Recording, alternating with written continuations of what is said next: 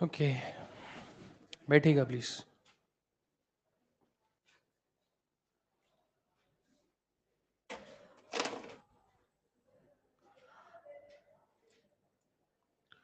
तो last lecture पे हम लोग जो है वो थर्मोडायनेमिक्स तक पहुंच गए थे। ठीक है, थर्मोडायनेमिक्स में हम लोग आइसोथर्मल प्रोसेस के बारे में बात कर रहे थे। आज हम प्रोसेस को आगे बढ़ा करके क्वेश्चंस पे फोकस करेंगे।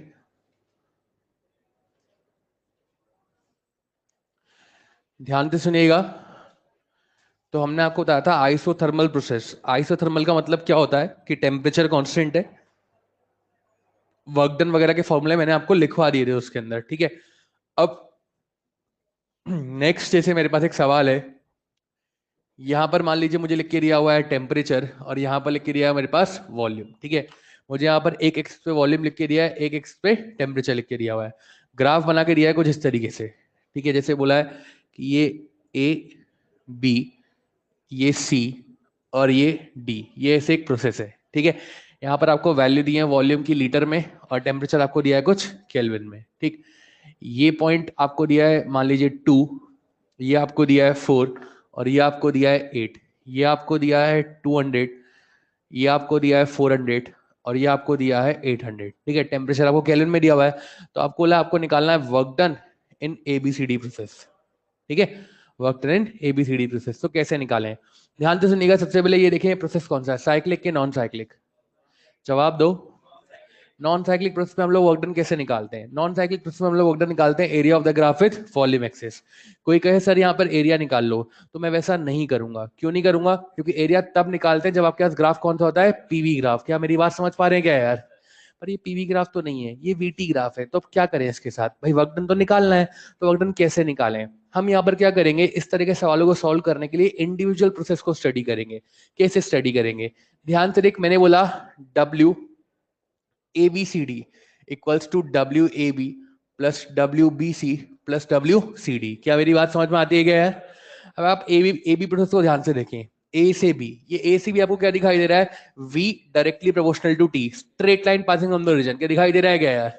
तो AB प्रोसेस क्या है? V directly proportional to T। V directly proportional to T का मतलब क्या होता है? प्रेशर जो है वो कांस्टेंट है। प्रेशर कांस्टेंट है मतलब प्रोसेस का नाम क्या है? आइसोबारिक। अब यहाँ पर म्यू आप 1 मान लीजिए, म्यू आपको 1 दिया हुआ है। ठीक है, अब आइसोबारिक प्रोसेस में वर्क डन के दो फॉर्मूले होते हैं क्या, एक तो पी डेल्टा वी और एक म्यू आर डेल्टा टी। तो क्या लगाऊंगा यहाँ पर, पी डेल्टा वी या म्यू आर डेल्टा टी? क्योंकि मुझे यहाँ पर प्रेशर की वैल्यू नहीं दी है, तो मैं क्या फॉर्मूला लगाऊंगा, म्यू आर डेल्टा टी। तो मैंने यहाँ पे लिखा है वर्क डन बराबर what, mu R TB minus T ए। ठीक है, बी पॉइंट का टेम्परेचर मेरे पास है और ए पॉइंट का टेम्परेचर मेरे पास है, तो mu are TB minus T ए। बात करते हैं बीसी प्रोसेस। तो ध्यान से देख, बीसी प्रोसेस मुझे क्या दिखाई दे रहा है, एक हॉरिजॉन्टल लाइन दिखाई दे रही है। कौन कांस्टेंट है? टेम्परेचर की वॉल्यूम, वॉल्यूम। तो वॉल्यूम क्या है? कांस्टेंट। वॉल्यूम कांस्टेंट है तो वर्क डन कितना हो जाएगा? 0। ये सवाल भी खत्म हो गया। फिर सीडी प्रोसेस को देख, सीडी प्रोसेस क्या दिखाई दे रही है? एक वर्टिकल लाइन, मतलब कौन कांस्टेंट है? टेम्परेचर। टेम्परेचर कांस्टेंट है तो मैं जानता हूं वर्क डन का फॉर्मूला क्या होता है, 2.303 mu R T log base 10 V2 by V1। क्या मेरी बात समझ पा रहे हैं क्या यार? टोटल वर्क डन निकालने के लिए तीनों को जोड़ देंगे। तो इट्स लाइक कंक्लूजन क्या निकलता है, कंक्लूजन क्या निकलता है कि अगर आप एक बार में पूरे सिस्टम को स्टडी नहीं कर पा रहे हैं तो आपको सिस्टम को तोड़ लेना चाहिए, इंडिविजुअल प्रोसेस मान करके स्टडी करना चाहिए। क्या मेरी बात समझ पा रहे हैं क्या यार? तो लिख लीजिए प्लीज, जल्दी से नोट करिए। इसके बाद एक और सवाल करेंगे।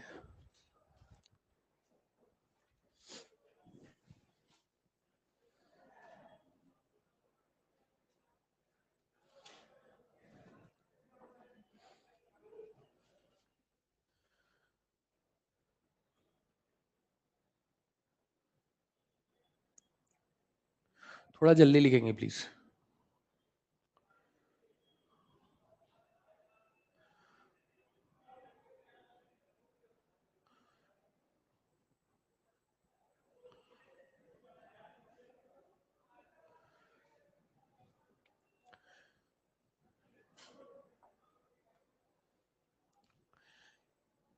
चलिए नेक्स्ट हटा दें इसको। ओके, नेक्स्ट क्या है, ध्यान से सुनेंगे, लिखेंगे एक सवाल। If temperature at point A, B, C and D, if temperature at point A, B, C and D is respectively 800, is respectively 800, 1200, 800, 1200, 3000, 3000 and 2000 Kelvin. If temperature at point A, B, C and D is 800, 1200, 3000 and 2000 Kelvin respectively, then find heat for the given process. Find heat for the given process. या ऐसे लिख लो heat rejected for the given process. Heat rejected for the given process. अच्छा ये बात ध्यान रखिएगा, यहां पर ये जो AB लाइन है, ठीक है, इधर देखें एक बार, ये जो AB लाइन है और जो CD लाइन है ये हॉरिजॉन्टल है. क्या आप मेरी बात समझ पा रहे हैं क्या यार? ये AB लाइन और CD लाइन हॉरिजॉन्टल है, मतलब प्रेशर कांस्टेंट है इसके अलोंग, ठीक है. अच्छा, और आपको म्यू जो है वो 1 मोल दिया हुआ है, क्वांटिटी 1 मोल दी हुई है, ये 2 और ये 4.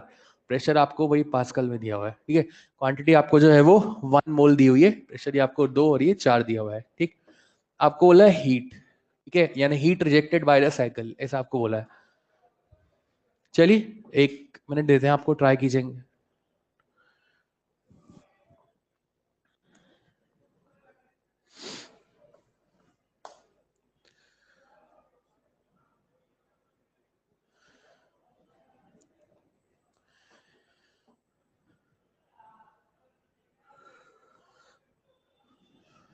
देखिए अप्रोच सुनेंगे इसकी, आपको बोला है हीट, हीट बोले तो हीट किससे रिप्रेजेंट करते हैं, डेल्टा यू, डब्ल्यू या क्यू? जवाब दो यार. हीट मतलब क्यू. देखो हमने आपको समझाया था जब भी किसी सिस्टम के लिए क्यू, यू और डब्ल्यू के बारे में बात की जाए क्या अप्लाई करेंगे, फ्लॉट, बताया था ऐसा. तो ध्यान से देख, मैंने यहाँ लिखा क्यू बराबर delta U plus W. Okay, मैं जानता हूँ ये प्रोसेस कौन सा है, नॉन साइक्लिक है साइक्लिक? साइक्लिक. तो यार पूरा प्रोसेस क्या है, साइक्लिक है. तो साइक्लिक प्रोसेस के लिए चेंज इन इंटरनल एनर्जी कितना होता है, 0. तो डेल्टा यू कितना हो गया, 0. तो क्यू बराबर कितना हो जाएगा, डब्ल्यू. क्या आप मेरी बात समझ पा रहे हैं क्या यार? तो टास्क क्या है, मुझे यहाँ पर डब्ल्यू निकालना है. अब यहाँ पर एक प्रोसेस क्या है, साइक्लिक. साइक्लिक प्रोसेस के लिए अगर वर्क डन निकालना होता तो मैं वर्क डन कैसे निकालता, एरिया ऑफ द साइकिल. पर कब निकालता, जब डायग्राम कौन सा होता, पीवी डायग्राम. पर ये पीवी डायग्राम नहीं है, तो क्या करें इसके साथ, ध्यान से देखें. यहाँ पर वर्क डन निकालने के लिए मैं लिखूंगा W A B plus W B C plus W C D plus W D A. ऐसे मैंने इसको 4 प्रोसेस में तोड़ लिया. और आप ध्यान से देखें, जो बीसी प्रोसेस है और जो डीए प्रोसेस है, क्या आपको straight line passing on the origin दिखाई दे रही है क्या यार? मतलब P डायरेक्टली प्रोपोर्शनल टू क्या है, T. और P directly proportional to T कब बनता है, जब वॉल्यूम क्या रहता है, कांस्टेंट. तो बेसिकली अगर वॉल्यूम कांस्टेंट है तो वर्क डन कितना हो जाएगा, बोलो यार, 0. तो यार यहाँ पर जो ये बीसी प्रोसेस है और जो डीए प्रोसेस है, दोनों का वर्क डन कितना होगा, 0. अब टास्क क्या बनता है कि मुझे यहाँ पर ए बी का वर्क डन लिखना है. अगर मैं ए बी देखूं तो ए बी क्या है, प्रेशर कांस्टेंट. प्रेशर कांस्टेंट हम लोग जानते हैं वर्क डन कितना होता है, it's mu R delta T, यानी कि टीबी माइनस टी ए. क्या आप मेरी बात समझ पा रहे हैं क्या है? और मैंने लिखा है यहाँ पर अगेन वही सीडी के लिए वर्क डन कितना होगा, फिर से भी प्रेशर कांस्टेंट, तो mu R T D minus T C. इस तरीके से आप दोनों के वर्क डन निकाल सकते हैं. टेम्परेचर आपको पता है तो क्यू किसके बराबर हो जाएगा, डब्ल्यू के बराबर. क्या मेरी बात समझ पा रहे हैं क्या यार? अब पता है यहाँ पर एक ट्विस्ट और है, मैं आपको सॉल्व करके दिखाता हूँ उसको, ध्यान से सुनिएगा. मैंने लिखा म्यू की वैल्यू 1, आर तो R, TB minus T A. B point का टेम्परेचर कितना था, 1200 आई थिंक, 1200 ही था ना. 1200 माइनस 800 कितना हो जाएगा, 400, ठीक है. और यहाँ पर देख W बराबर कितना हो जाएगा, म्यू 1, आर तो आर, डी पॉइंट का टेम्परेचर था शायद 2000, तो 2000 माइनस 3000, ठीक है. ये कितना आएगा, माइनस का 1000 आर. क्या आप लोग मेरी बात समझ पा रहे हैं क्या यार? ओके, मेरी बात सुनिएगा. अब देख, टोटल वर्क डन निकालने गया, टोटल वर्क डन कितना जाएगा, W बराबर 400 R minus 1000 R, that becomes what, minus का 600 आर. देख भैया, क्यू किसके बराबर है, डब्ल्यू के बराबर. मेरा डब्ल्यू का आंसर है माइनस का 600 आर, तो क्यू का आंसर कितना आएगा, माइनस का 600 आर. अब सवाल देख, सवाल ने क्या बोला है, heat rejected by the cycle. तो मेरा क्यू का आंसर कितना आया, माइनस का 600 आर. माइनस साइन क्या रिप्रेजेंट कर रहा है कि सिस्टम जो है वो हीट को एक्सेप्ट कर रहा है, रिजेक्ट कर रहा है. मान ले तेरे को 2 ऑप्शन दिए जाए, एक तो प्लस का 600 आर और एक माइनस का 600 आर, तो तू क्या लगाएगा, माइनस का 600 या प्लस का 600? प्लस का 600. क्यों? क्योंकि रिजेक्टेड वर्ड उसने ऑलरेडी क्वेश्चन में जोड़ दिया है, उसने रिजेक्टेड वर्ड माइनस के साथ ऑलरेडी क्वेश्चन में जोड़ दिया है, तो तुझे अब माइनस दोबारा लगाने की जरूरत नहीं है। क्या मेरी बात समझ में आती है क्या यार? पर मान ले एक ही ऑप्शन है जिसमें माइनस का 600 दिया हुआ है, तो फिर मेरे पास कोई ऑप्शन नहीं है, मुझे यही लगाना पड़ेगा। क्या आप लोग समझ पा रहे हैं क्या यार?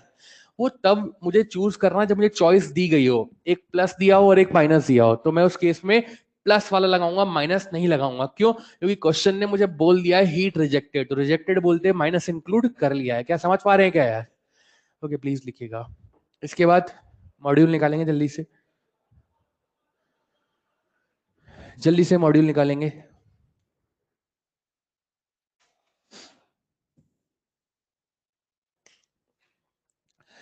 Beginner box number 7 question number 1, beginner box number 7 question number 1 module निकालेंगे। Beginner box number 7 question number 1, beginner box number 7 question number 1, I think page number 52 होगा शायद, 52 ही है। ठीक है, देखिए यहां पर आपको एक डायग्राम बना के दिया हुआ है। देखो भैया, यहां पर आपको डायग्राम दिया हुआ है, यहाँ पे लिखा है V, यहाँ पे लिखा है P। एक बार डायग्राम दिखाना, डायग्राम कैसा है? ओके, ऐसे है ना।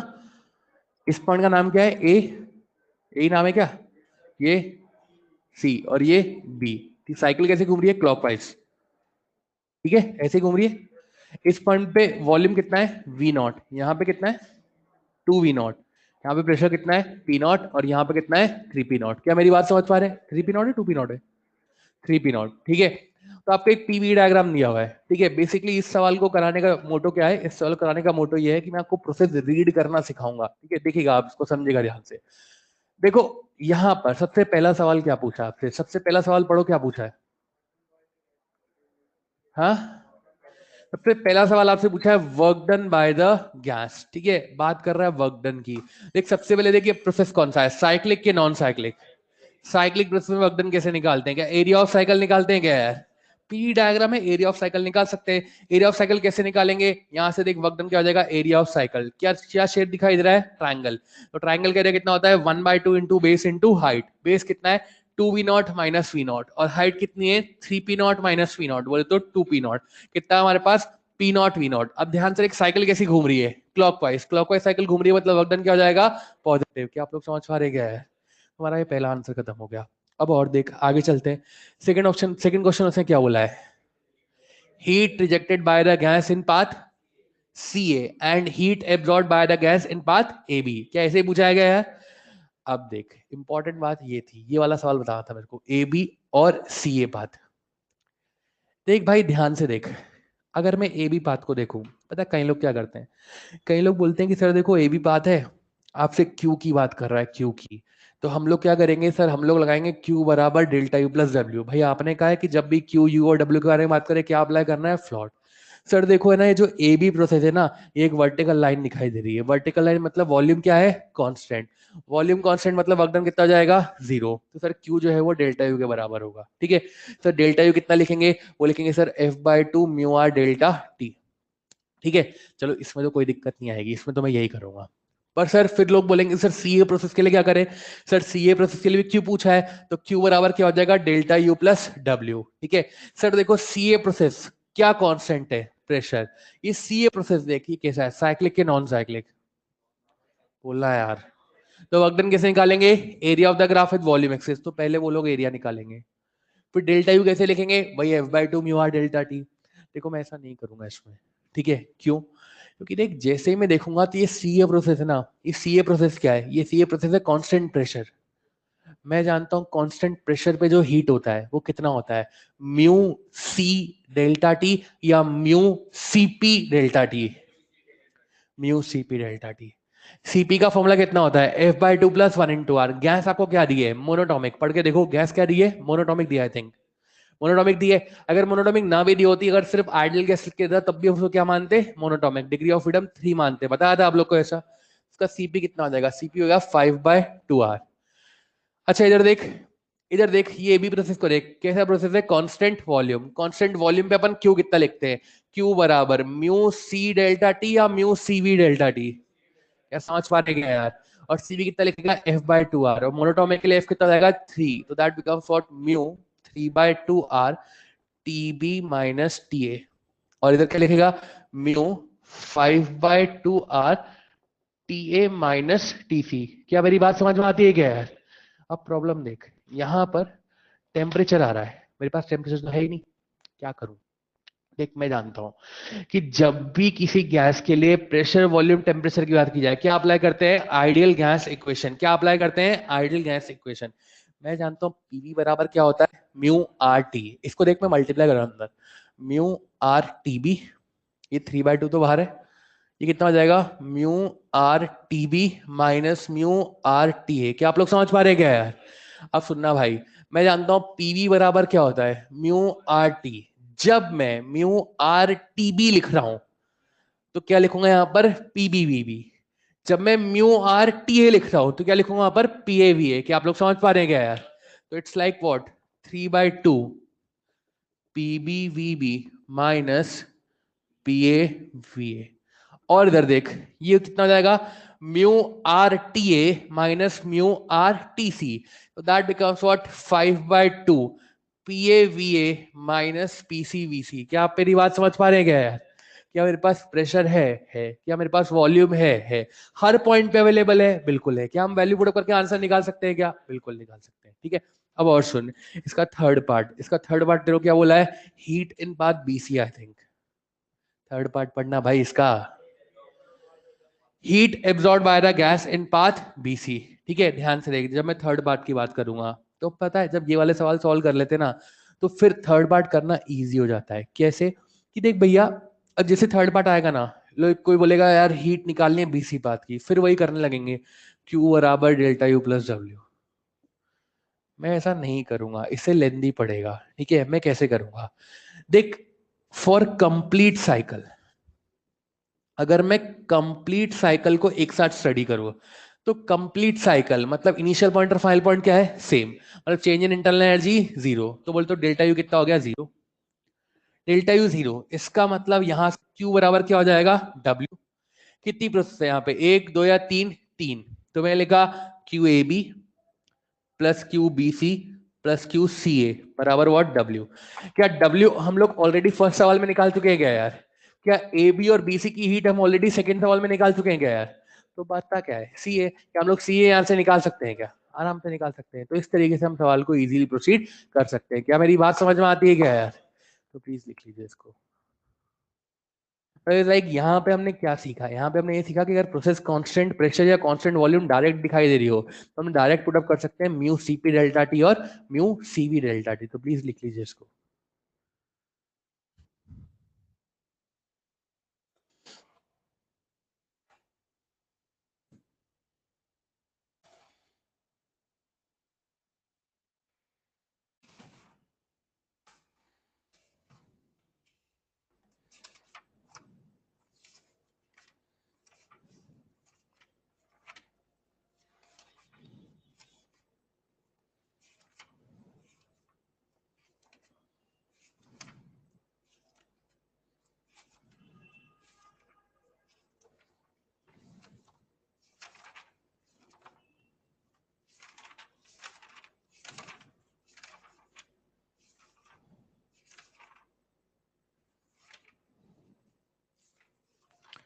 लिख लिया?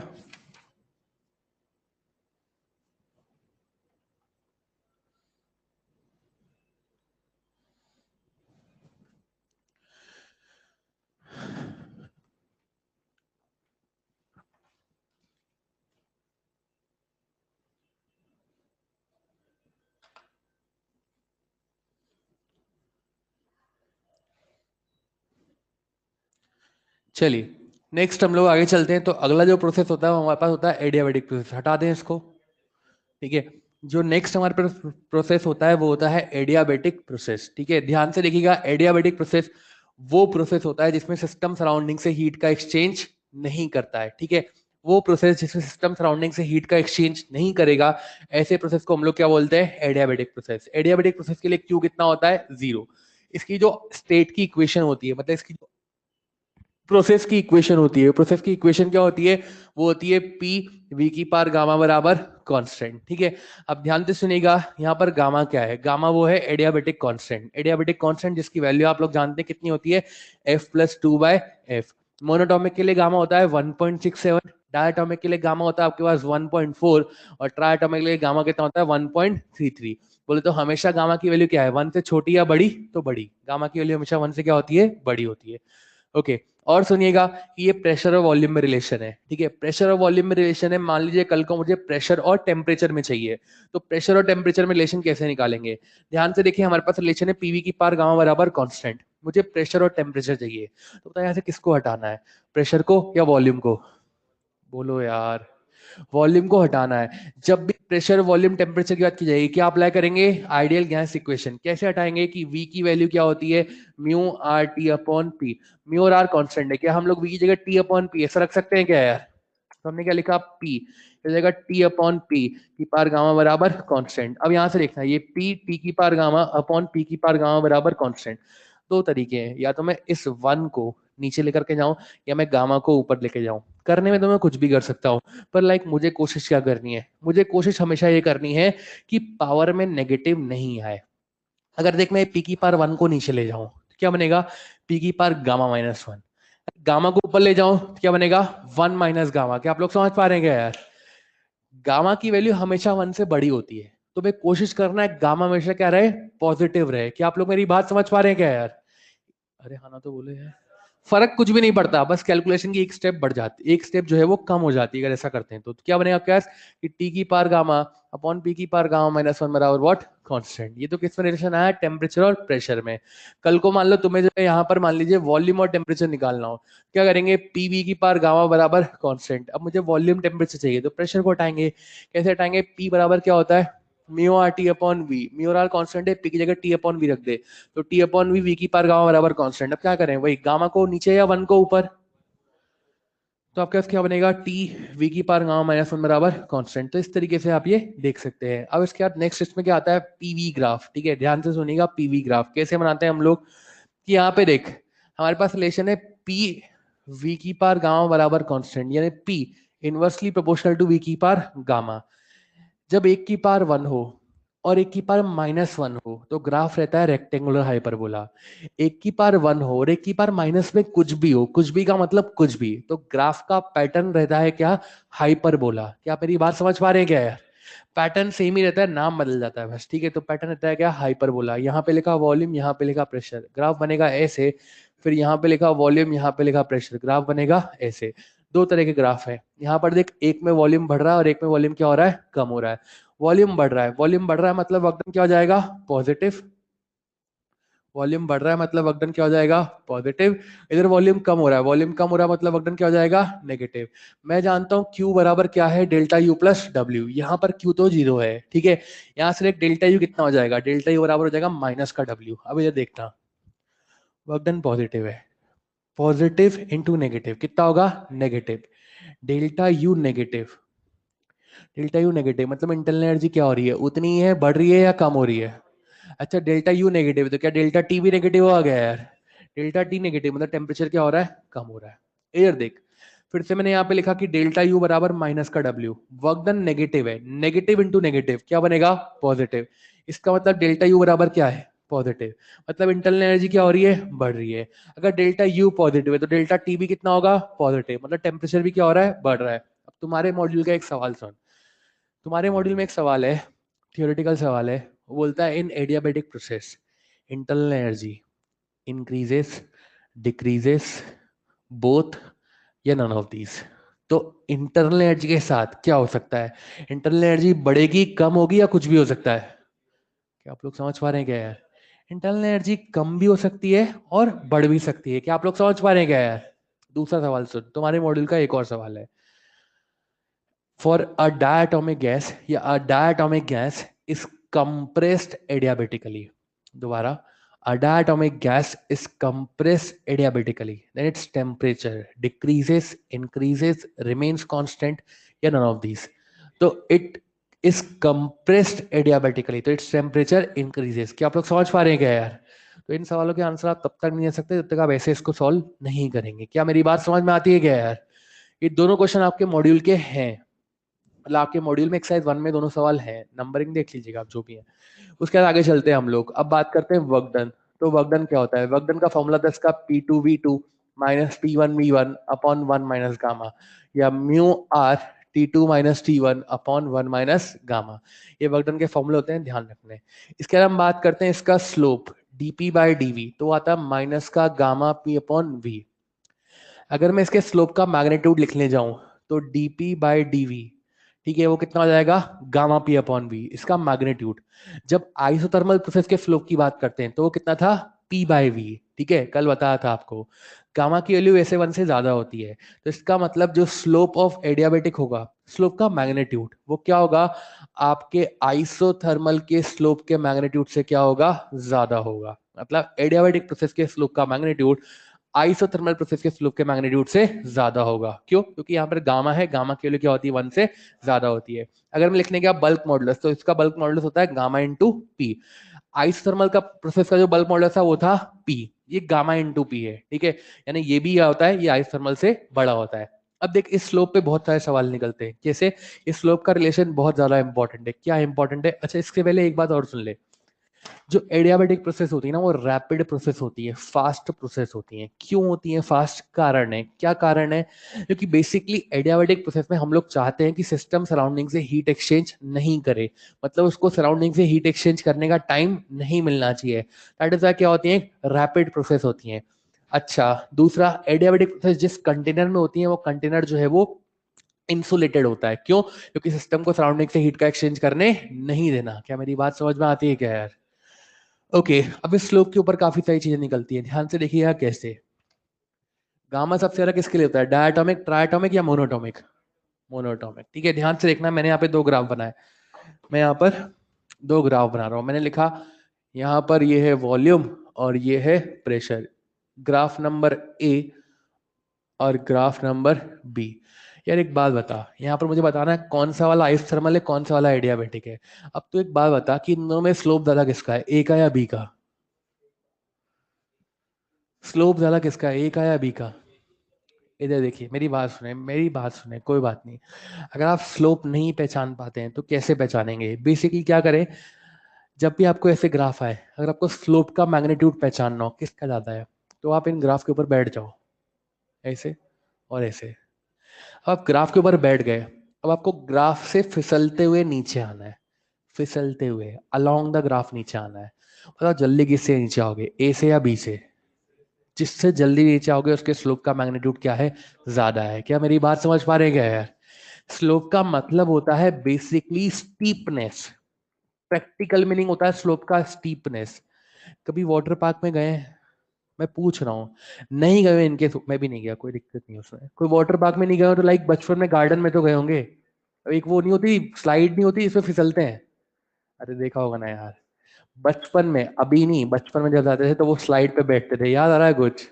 अभी तो चलो इधर देखो कि यहाँ पर इज लाइक जिससे जल्दी नीचे आओगे उसका स्लोप ज्यादा है। क्या आप लोग समझ पा रहे हैं क्या यार? तो बेसिकली जल्दी किससे नीचे आओगे? बी से, तो बी का स्लोप ज्यादा है। जिसका स्लोप ज्यादा है वो कौन सा है? आइसोथर्मल के एडियाबेटिक? जिसका स्लोप ज्यादा है वो कौन है? आइसोथर्मल के एडियाबेटिक। इसका मतलब बी क्या है? एडियाबेटिक। और ए क्या है? आइसोथर्मल। क्या मेरी बात समझ पा रहे हैं क्या यार? यार हाँ ना तो बोलो यार। अब देख एक और सवाल, देख इसी में एक और सवाल है। तो मान ले यहाँ पर तेरे को एक ग्राफ दिया हुआ है, यहाँ पर लिख के दिया है वॉल्यूम, यहाँ पे लिख के दिया है प्रेशर, ठीक है। बेसिकली अब तेरे को यहाँ पर ए, बी, सी और डी, ऐसे चार ग्राफ बना के दिए हैं, ठीक है। तेरे से पूछा है इनमें से कौन सा या कौन से आइसोथर्मल है, दूसरा कौन सा या कौन से एडियाबेटिक है। कहने का मतलब इसमें एक से ज्यादा आइसोथर्मल पॉसिबल है, और दूसरा इसमें एक से ज्यादा एडियाबेटिक भी पॉसिबल है। क्या मेरा सवाल समझ में आता है क्या यार? तो ये आपको चेक करके बताना है, 1 मिनट का टाइम दे रहा हूँ, जल्दी ये सोच करके बताया मेरे को।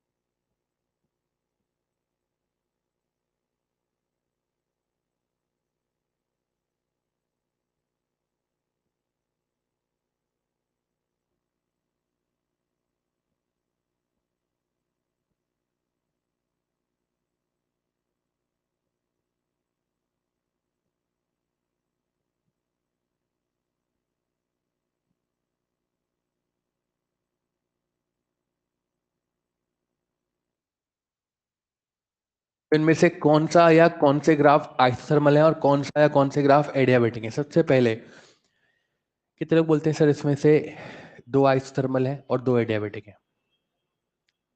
चलो मैं और तोड़ता हूँ सवाल को। कितने लोग बोलते हैं सर इसमें एक से ज्यादा आइसोथर्मल है? हाथ ऊपर करें। एक से ज्यादा आइसोथर्मल है। जो अपना जवाब हो प्लीज दे, मतलब मैं सही करवाऊंगा ना आपको, गलत होंगे तो। ओके, कितने लोग बोलते हैं सर इसमें एक से ज्यादा एडियाबेटिक है? ठीक है। कितने लोग बोलते हैं सर इसमें एक ही आइसोथर्मल है, सिंगल आइसोथर्मल है? ओके, सिंगल एडियाबेटिक है? लो भाई, ये तुम्हारे मॉड्यूल का सवाल है। तुमने 11th नर्चर में पढ़ा है, तुमने 12th एंथ्यूज में पढ़ा है, और फिर तुम अब तीसरी बार पढ़ रहे हो। कुछ तो बोलो। दो एडियाबेटिक दो आइसोथर्मल, बहुत बढ़िया है। गलत जवाब है। ये देखो, नहीं भाई, इसमें एक ही आइसोथर्मल है और एक ही एडियाबेटिक है। कैसे? ध्यान से सुनिएगा।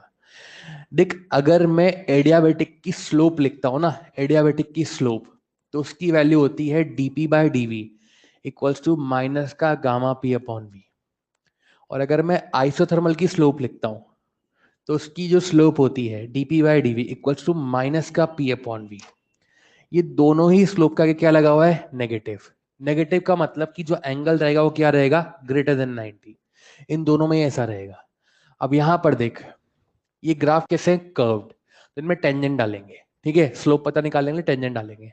किसी भी पॉइंट पे टेंजेंट डाल, इसके किसी भी पॉइंट पे टेंजेंट डाल, एंगल क्या आ रहा है? Less than 90। इसमें डाल तो यहाँ पे भी एंगल क्या आ रहा है? Less than 90। ये एंगल लेस देन 90 है, जबकि स्लोप के लिए एंगल क्या आना चाहिए? Greater than 90। आप मेरी बात समझ पा रहे हैं क्या यार? तो लाइक ये ना तो आइसोथर्मल है ना ही एडियाबेटिक है। सर फिर ये क्या है? पता नहीं, कुछ तो होंगे, पर आइसोथर्मल और एडियाबेटिक तो नहीं है। क्या आप मेरी बात समझ पा रहे हैं क्या यार? अब इसको देख सर, इसको चेक करके बताओ फिर। ये देख, यहाँ पे टेंजेंट डाल, किसी भी पॉइंट पे डाल ले, एंगल क्या आ रहा है? Greater than 90।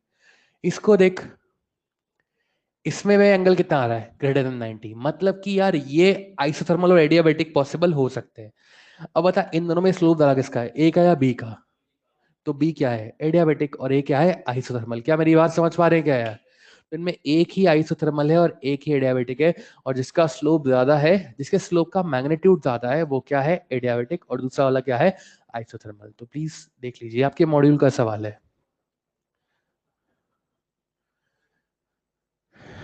नेक्स्ट आगे चलते हैं हम लोग, ठीक है?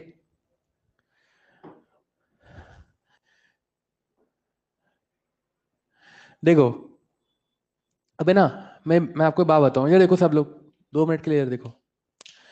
देखो, हमने जब प्रोसेस पढ़ी तो हमने प्रोसेस कहाँ से पढ़ना शुरू किया? हमने सबसे पहले पढ़ा आइसोकोरिक प्रोसेस। आइसोकोरिक प्रोसेस का जो स्लोप था वो था इन्फिनिटी।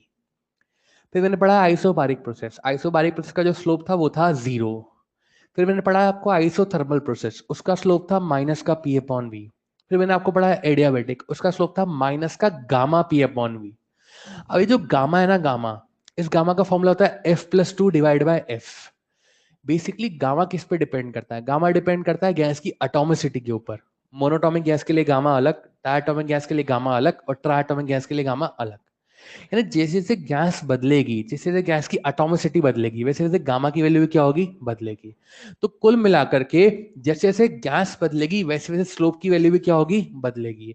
तो इन सारी प्रोसेस में से सिर्फ एडियाबेटिक प्रोसेस ही एक ऐसा प्रोसेस है जिसके लिए स्लोप जो है वो गैस टू गैस वेरी करती है। मतलब जैसे जैसे गैस की एटॉमिसिटी बदलेगी, वैसे वैसे आपका जो स्लोप है वो पीवी ग्राफ का बदलेगा। क्या आप मेरी बात समझ पा रहे हैं क्या यार? जैसे कि अगर मैं यहां पर जैसे आइसोथर्मल प्रोसेस बोलूं, तो आइसोथर्मल प्रोसेस के लिए अगर मैं पीवी ग्राफ बनाऊं, तो मोनोटॉमिक गैस के लिए भी ऐसा बनेगा, डायटोमिक गैस के लिए भी ऐसा बनेगा, ट्राइटोमिक गैस के लिए भी सेम बनेगा, बिल्कुल सेम पैटर्न, सेम ही रहेगा।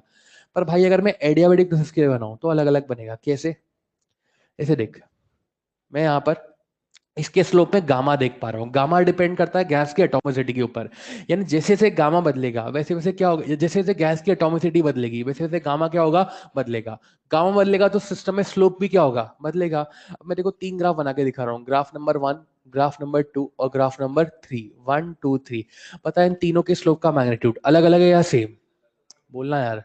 क्या स्टीपनेस अलग अलग दिखाई दे रही है क्या यार? सबसे ज्यादा किसकी है, 1 की, 2 की या 3 की, 3 की। तो बेसिकली वहां पर देख, क्या ये जो स्लोप है, ये स्लोप का जो मैग्नीट्यूड है, क्या वो डायरेक्टली प्रोपोर्शनल टू गामा दिखाई दे रहा है क्या यार? यानी जिसका स्लोप ज्यादा या उसका गामा भी ज्यादा हो जाएगा क्या यार? तो गामा सबसे ज्यादा किसका होता है, मोनो का, डाई का या ट्राई का? इसका वाला सबसे ज्यादा गामा किसका है यहाँ पर, मोनो का, उसका स्लोप सबसे ज्यादा होगा। तो ग्राफ नंबर, कौन से ग्राफ का स्लोप जो है सबसे ज्यादा है, 1 का, 2 का या 3 का? मतलब 3 क्या होगा मोनोटॉमिक, 2 क्या होगा डायटोमिक और 1 क्या होगा ट्राइटोमिक। क्या आप लोग समझ पा रहे क्या? ऐसे आपको देखना है कि बेसिकली पूरे प्रोसेस में से एक एडियाबेटिक प्रोसेस ही ऐसा प्रोसेस है जिसके अंदर आपको जो स्लोप है वो गामा पर डिपेंड कर रहा है।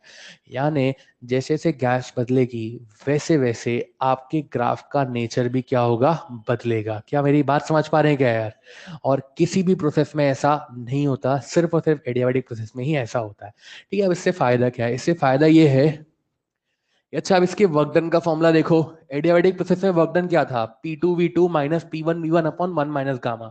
सिर्फ एक यही ऐसा प्रोसेस है जिसके वर्क डन में गामा आ रहा है, और किसी प्रोसेस के वर्क डन में गामा नहीं आता। मतलब अगर सेम टेम्परेचर और प्रेशर की लिमिट के लिए अगर आप मोनोटॉमिक का वर्क डन, डायटोमिक का वर्क डन और डायटोमिक का वर्क डन निकालें, तो सिर्फ एडियाबेटिक प्रोसेस ऐसी प्रोसेस है जिसमें वर्क डन क्या आएगा, अलग अलग आएगा। बाकी समय वर्क डन क्या आता है, सेम आता है। क्या आप लोग समझ पा रहे हैं क्या यार? क्योंकि ये गामा पर, क्योंकि ये गामा पर डिपेंड कर रहा है, बोले तो गैस की एटॉमिसिटी पर डिपेंड कर रहा है। अब जैसे मैं आपको बताऊं, जैसे मान लो आपके पास, आपको बोला गया आपके पास 3 कंटेनर है। ठीक है, आपके पास 3 कंटेनर है। 3 कंटेनर में आपने क्या करा, आपने जो है एक बार मोनोटॉमिक गैस ली, एक बार डायटोमिक गैस ली, एक बार ट्राइटोमिक गैस ली। तीनों को आपने एक्सपैंड करा। ठीक है, इनिशियल वॉल्यूम V था, आपने 2V वॉल्यूम तक एक्सपैंड कर दिया। तो बोल रहा है कि बताओ सबसे ज्यादा वर्क डन किसका होगा, और कुछ भी नहीं दिया, बस यही बोल रहा है कि आपके पास 3 कंटेनर है। 3 कंटेनर में एक में मोनोटॉमिक गैस है, एक में डायटोमिक है, एक में ट्राइटोमिक है। तीनों का इनिशियल वॉल्यूम V है, तीनों को एक्सपैंड कर रहे हैं 2V तक। अब बोल रहा है कि बताओ इसमें वर्क डन सबसे ज्यादा किसका होगा, और प्रोसेस का नाम दिया एडियाबेटिक। तो सर वर्क डन कैलकुलेट कर लो। कैलकुलेट कैसे करूं भाई, फॉर्मूला क्या होता है, P2V2 minus P1V1 upon 1 minus gamma. क्या मुझे प्रेशर की वैल्यू दी है, नहीं दी। क्या मुझे वॉल्यूम की न्यूमेरिकल वैल्यू दी है, नहीं दी। तो फिर वर्क डन कैलकुलेट कर नहीं सकते। तो ऐसे सवालों को डील कैसे करते हैं, इस सवालों को डील करते हैं ग्राफिकली। ग्राफिकली कैसे सॉल्व करते हैं, ध्यान से सुनना कि यार मैं जानता हूं, जैसे मैंने लिखा यहाँ पर वॉल्यूम, यहाँ पे लिखा प्रेशर। बोल रहा है एडियाबेटिकली एक्सपेंड कर रहे हैं। एडियाबेटिक प्रोसेस की इक्वेशन क्या होती है, P inversely proportional to V की पावर गामा। एक्सपैंड कर रहे हैं, एक्सपैंड कर रहे हैं मतलब वॉल्यूम के साथ क्या कर रहे हैं, बढ़ा रहे हैं, तो प्रेशर के साथ क्या होगा, कम होगा। ठीक है, ध्यान से देख, ये मान ले यहाँ पर 0 है, यहाँ पे लिखा 1, यहाँ पे 2, यहाँ पे 3, यहाँ पे 4, यहाँ पे 5। देख जब नीचे से ऊपर जा रहा हूं तो प्रेशर क्या हो रहा है, बढ़ रहा है। मैं वॉल्यूम को बढ़ा रहा हूँ, प्रेशर को कम करना है। प्रेशर को कम करना है मतलब ग्राफ को कहाँ ले जाना चाहिए, नीचे से ऊपर या ऊपर से नीचे? बोलो यार, क्या समझ पा रहे हैं क्या यार? अब ध्यान से देखना, मैं यहाँ पर 3 ग्राफ ड्रॉ कर रहा हूं तो खुद ही बता देगा। ग्राफ नंबर 1, ग्राफ नंबर 2 और ग्राफ नंबर 3। बता सबसे ज्यादा स्लोप किसका है, 1 का, 2 का है, 3 का? स्लोप के डायरेक्टली प्रोपोर्शनल टू गामा हो जाएगा यार।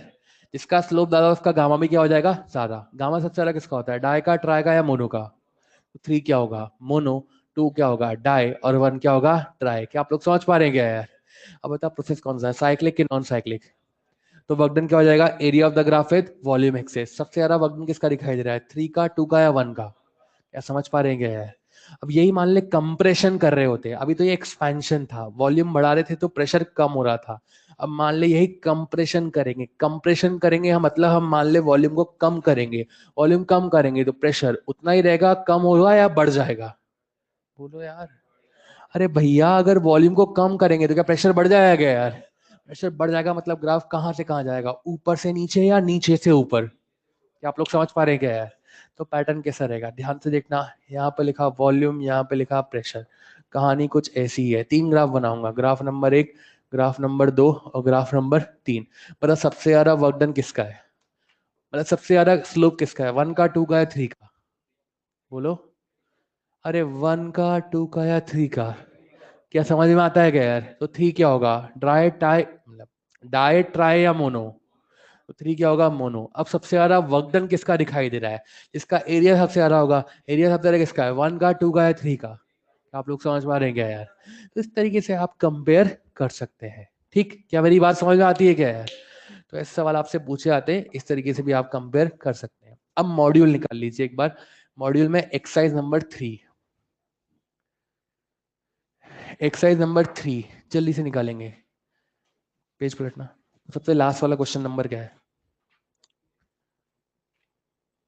32। Exercise number 3 question number 32। देखो भाई, module exercise number 3 question number 32, ध्यान से देखें।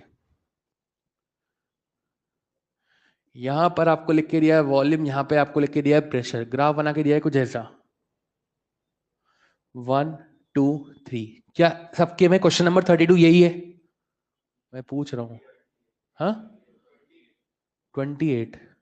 तो किसी के में 28 है और किसी के में 32 है। देख लीजिए भाई, तेरे पास मॉड्यूल नहीं है बेटा तो उसके पास देख ले। ठीक है, किसी के में जो है ये 28 नंबर पे और किसी के में 32 नंबर पे। ग्राफ कुछ ऐसा बना के दिया हुआ है पीवी एक्सरसाइज 3, या तो क्वेश्चन नंबर 28 है या क्वेश्चन नंबर 32 है। प्लीज एक बार आप देख लीजिए। ठीक है, मैं आपको क्वेश्चन रीड करके बताता हूँ। बोल रहा है कि आपके पास यहाँ पर एक प्रोसेस दी हुई है। ठीक है, सबसे पहले देखिए होता है प्रोसेस कौन सा है, साइक्लिक के नॉन साइक्लिक? बोलो। बोल रहा है कि इसमें जो 1-2 प्रोसेस है, ठीक है, ऐसा क्वेश्चन ने बोला है, मैं कुछ नहीं बोल रहा, मैं आपको सिर्फ क्वेश्चन बता रहा हूँ। उसने बोला जो 1-2 प्रोसेस है, वो 1-2 प्रोसेस जो है वो आइसोथर्मल है। आइसोथर्मल मतलब टेम्परेचर कांस्टेंट। और यहाँ पर इन दोनों पॉइंट का टेम्परेचर उसने दिया हुआ है शायद 275 केल्विन, ऐसा दिया हुआ है क्या? बोलो ना यार। ठीक है, देख आइसोथर्मल है। ठीक है, उसके बाद बोल रहा है 2-3 प्रोसेस। 2-3 प्रोसेस आपको दिखाई दे रही है क्या? एक कांस्टेंट वॉल्यूम प्रोसेस है क्या यार? यार हाँ ना तो बोल दो यार। तो 2-3 प्रोसेस क्या है? Constant volume. बोल रहा है कि इस प्रोसेस में सिस्टम जो है वो 40 जूल हीट को रिजेक्ट कर रहा है क्या? ऐसा बोल रहा है क्या यार? तो बोल रहा है ना भाई, ऐसे हाँ बोल। ठीक है, तो 40 जूल हीट को रिजेक्ट कर रहा है। रिजेक्ट कर रहा है मतलब हीट के साथ क्या लिखूंगा, नेगेटिव की पॉजिटिव? तो यहाँ पर Q23 कितना है? माइनस का 40 जूल।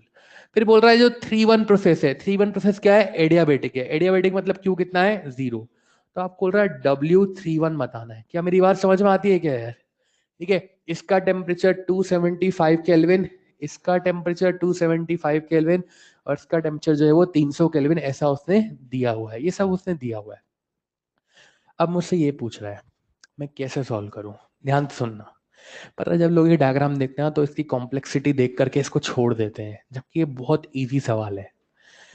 मैंने क्वेश्चन का डेटा लिखा ना, बस मैं इस डेटा को यूज करूंगा और कुछ नहीं करूंगा। ध्यान से देखिए, अगर टेम्परेचर कांस्टेंट है, टेम्परेचर कांस्टेंट है मतलब चेंज इन टेम्परेचर, बोलो ना यार।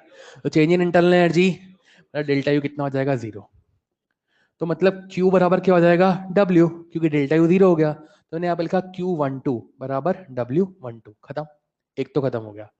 फिर देख 2-3 प्रोसेस को देख। 2-3 प्रोसेस क्या है? Constant volume. कांस्टेंट वॉल्यूम मतलब वर्क डन कितना होगा? 0। तो मैं लिखा W23 बराबर 0। खत्म। ठीक है, मैं सिर्फ डेटा को यूज कर रहा हूँ, कुछ नहीं कर रहा हूँ।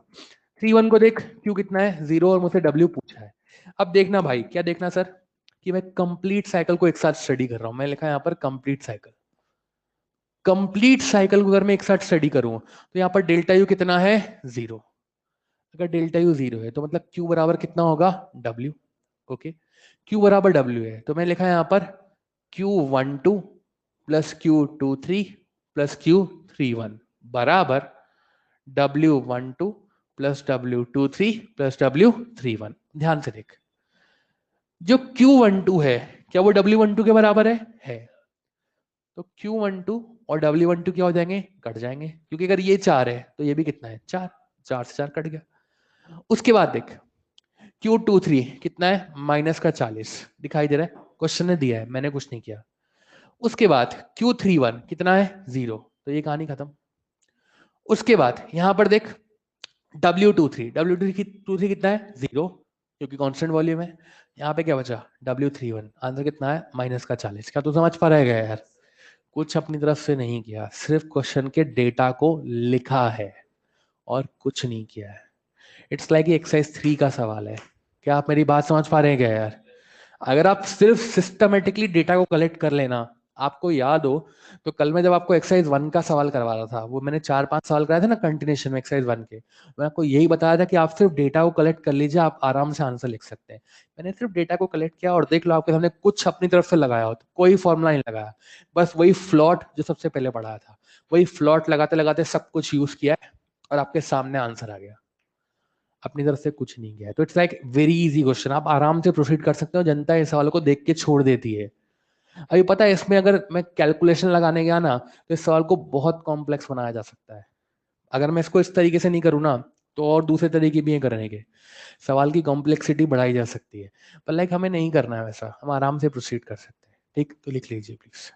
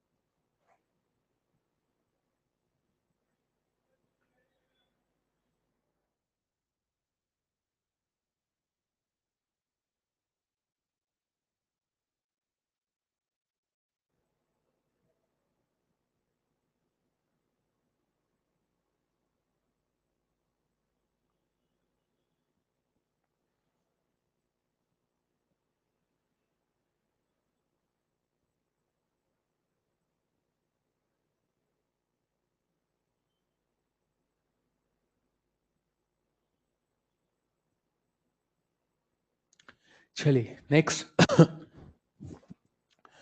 तो इस तरीके से ये सवाल है हमारे पास। ठीक है, अब हम आगे चलते हैं। जो नेक्स्ट प्रोसेस होता है हमारे पास वो होता है पॉलीट्रोपिक प्रोसेस। उसमें भी अच्छे अच्छे सवाल बनते हैं, वो भी करेंगे हम लोग।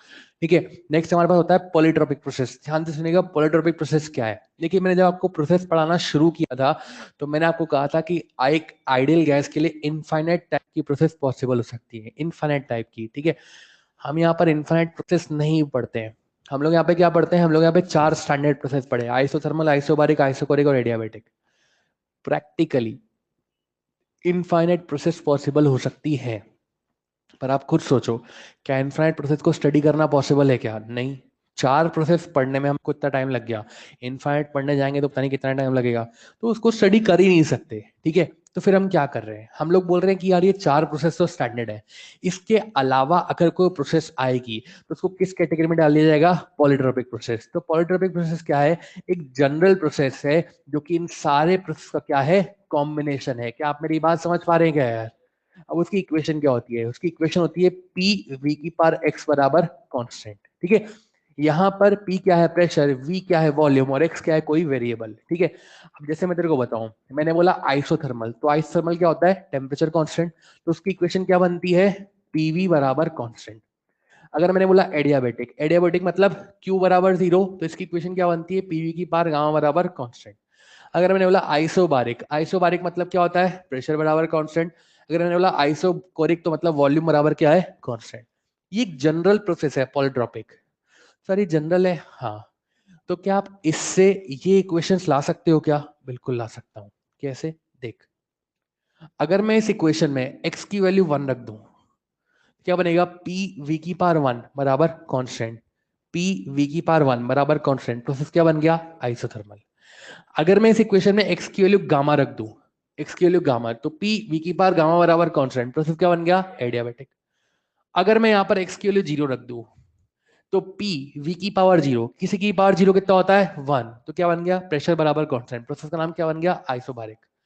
और अगर ध्यान से देख, मुझे आइसोकोरिक बनाना है, तो आइसोकोरिक बनाने के लिए क्या कर रहा हूँ? ध्यान से देखना है यहाँ पर, ये मेरे पास इक्वेशन क्या है? पी वी की पावर एक्स बराबर कांस्टेंट। यहाँ से वी की पावर एक्स कितना बन जाएगा? के अपॉन पी। ये एक्स है, ये उधर जाएगा तो क्या बनेगा? एक्स या 1 अपॉन एक्स। देखो, जैसे तुम लिखते हो एक्स स्क्वायर बराबर 2, तो एक्स की वैल्यू कितनी होती है? बोलो ना यार, √2 रूट, इसमें कुछ गलत नहीं बोल रहे हो, घबराओ मत। एक्स स्क्वायर बराबर 2 है तो एक्स की वैल्यू कितनी होगी? √2 का मतलब कितना होता है? 2 की पावर 1/2। क्या आप लोग समझ पा रहे हो क्या यार? तो लाइक इधर जो पावर होती है वो अपोजिट साइड जाके क्या बनती है? पावर या 1 अपॉन पावर? क्या समझ पा रहे हो क्या यार? तो यहाँ से v की पावर x से इसको उधर ले जाऊंगा तो क्या बनेगा? v की पावर मतलब k अपॉन p की पावर 1/x। क्या आप लोग समझ पा रहे हैं क्या यार? अब मैं अगर मान ले यहाँ पर x के लिए इन्फिनिटी रख दूं तो समथिंग अपॉन इन्फिनिटी 0, किसी की पावर 0 कितना होता है? 1। तो क्या वॉल्यूम की एक सिंगल वैल्यू आ रही है क्या यार? मतलब वॉल्यूम क्या है? कांस्टेंट। तो प्रोसेस क्या बन गया? आइसोकोरिक। तो इट्स लाइक ये एक जनरल प्रोसेस है। अगर ये वाली वैल्यूज हुई तो आपके पास स्टैंडर्ड प्रोसेस आ जाएंगी, और अगर इनके अलावा कोई वैल्यू हुई तो हम लोग उस प्रोसेस को किस कैटेगरी में डालेंगे? Polytropic process. क्या आप लोग मेरी बात समझ पा रहे हैं क्या यार? तो ये बात आपको ध्यान रखनी है कि यहाँ पर एक आइडियल गैस के लिए इनफाइनाइट टाइप की प्रोसेस हो सकती है, और हम लोग यहाँ पर 4 स्टैंडर्ड पढ़ रहे हैं: आइसोथर्मल, आइसोबारिक, आइसोकोरिक और एडियाबेटिक। इसके अलावा अगर कोई प्रोसेस आती है तो हम उसको किस कैटेगरी में डालेंगे? Polytropic process. क्या मेरी बात समझ पा रहे हैं क्या यार? अब सर इसमें कैलकुलेशन कैसे करेंगे, वर्क डन वगैरह कैसे निकालेंगे? तो देख भाई, मेरे पास जो एडियाबेटिक प्रोसेस थी उसकी इक्वेशन थी पीवी की पावर गामा बराबर कांस्टेंट। उसके फॉर्मूला जितने मैंने निकाले थे उसमें जहां जहां गामा लिखा हुआ है वहां वहां अगर मैं एक्स लिख दूंगा तो मेरे पास क्या बन जाएगा? पॉलीट्रोपिक। कैसे? जैसे उसमें जो स्लोप था dp अपॉन dv, एडियाबेटिक में कितना था? माइनस का गामा p अपॉन v। मैं अब क्या लिख रहा हूं? माइनस का एक्स पी अपॉन वी। जहां जहां गामा था वहां वहां एक्स लिख दो। उसका जो बल्क मॉडुलस था वो था गामा इंटू पी। मैं यहाँ पे क्या लिख रहा हूँ? X into P. ठीक है। उसमें जो वर्क डन था वो कितना था? P2V2 minus P1V1 upon 1 minus gamma. मैं अब क्या लिख रहा हूँ? एक्स। या फिर mu R T2 minus T1 upon 1 minus X, ऐसा लिख सकता हूँ। ठीक है। अब यहाँ पे देख, जैसे मैंने फ्लॉट अप्लाई करा, फ्लॉट अप्लाई करने के लिए मैं जानता हूँ फ्लॉट क्या कहता है? Q बराबर delta U plus W। Okay. देख भैया, डेल्टा यू का फॉर्मूला तो हमेशा क्या लिखते हैं? Mu CV delta T. ठीक है, हर प्रोसेस के लिए ये लिखते हैं। वर्क डन क्या लिखेंगे? Mu R T2 minus T1 बोले तो delta T upon 1 minus x. तो तेरे पास क्या बना? Mu R delta T upon 1 minus X. अब बात करते हैं क्यू बोले तो हीट। अगर मान ले कांस्टेंट प्रेशर लिख रहा होता तो क्यू क्या लिखता? म्यू सी डेल्टा टी या mu CP delta T. Constant pressure के लिए mu CP delta T. CP क्या है? Molar specific heat capacity at constant pressure.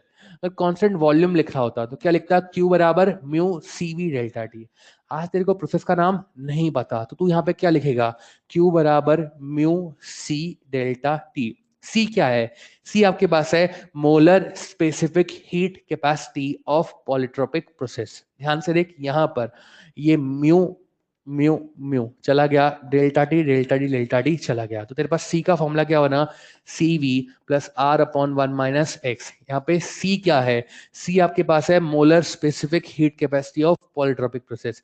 CV क्या है? सीवी है कांस्टेंट वॉल्यूम पे मोलर स्पेसिफिक हीट कैपेसिटी। इसका फॉर्मूला कितना होता है? F/2R। क्या आप लोग समझ पा रहे हैं क्या यार? तो इस तरीके से आप ये वैल्यू लिख सकते हैं। ठीक है। अब क्वेश्चन कैसे बनते हैं? पहला सवाल लिखेंगे, for the given process, for the given process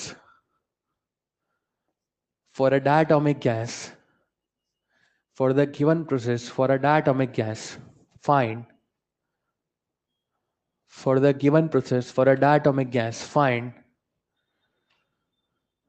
find molar specific heat capacity. For the given process for a diatomic gas, find molar specific heat capacity. For the given process for a diatomic gas, find molar specific heat capacity.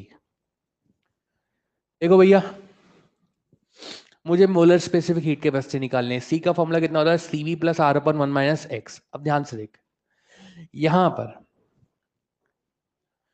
Task क्या है कि कहीं से x मिल जाए।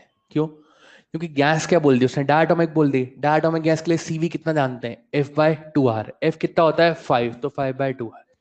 Task क्या है? X मिल जाए तो काम बन जाए। एक्स कहां से मिलेगा? जनरल इक्वेशन क्या होती है? पीवी की पावर एक्स बराबर कांस्टेंट।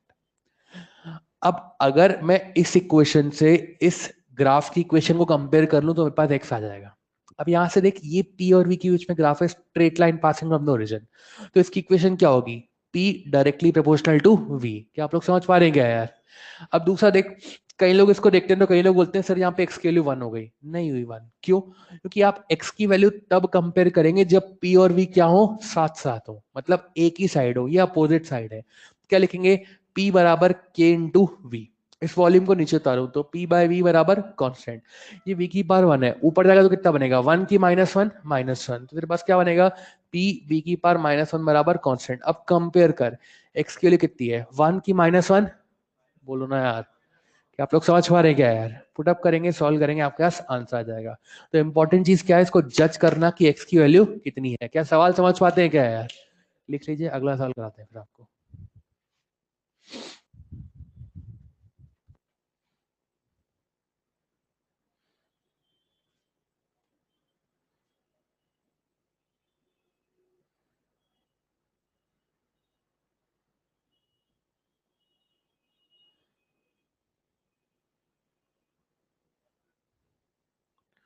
अगला सवाल देखेंगे।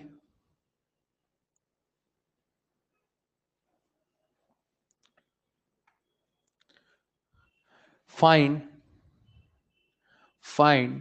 The molar heat capacity, find the molar heat capacity in a process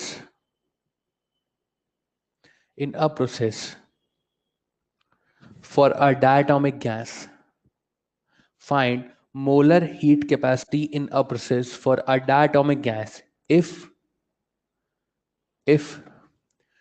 Q heat supplied to it, if Q heat supplied to it and it performs Q by 4 work done. If Q heat is supplied to it and it performs Q by 4 work done. आपको बोला जा रहा है कि आपके पास कोई एक diatomic gas है, आप इसको Q हीट सप्लाई कर रहे हैं और ये Q by 4 वर्क डन कर रही है, तो आपको इस प्रोसेस के लिए जो है वो मोलर स्पेसिफिक हीट कैपेसिटी बतानी है। तो क्वेश्चन ट्राई करेंगे एक बार। Find molar specific heat capacity for a diatomic gas if Q heat is supplied to it and it performs Q by 4 work done। चलिए कोशिश करेंगे प्लीज।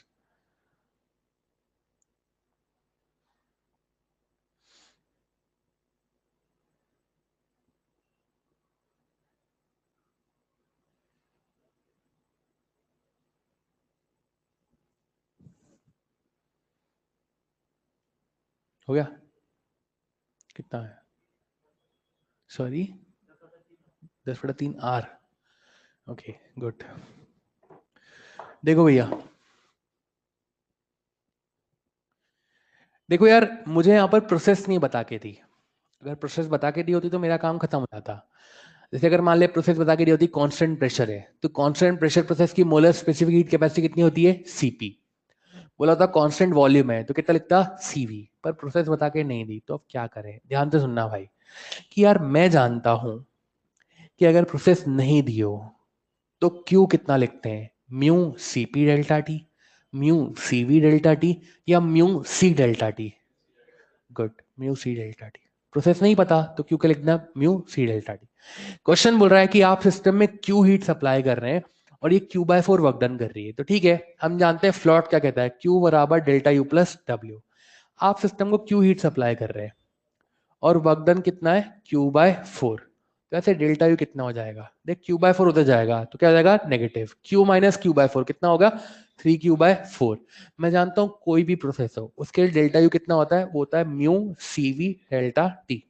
और ये 3/4, क्यू की वैल्यू कितनी है? क्या क्यू की वैल्यू यहाँ पर म्यू सी डेल्टा टी ऐसा दिखाई दे रही है क्या यार? तो बस कितना हो जाएगा? Mu C delta T. ध्यान से देख, म्यू म्यू चला गया, डेल्टा टी चला गया। डायटोमिक गैस है, सीवी कितना होगा? 5/2 आर। ठीक है, कितना हो गया? 5/2 आर बराबर 3/4 इंटू सी।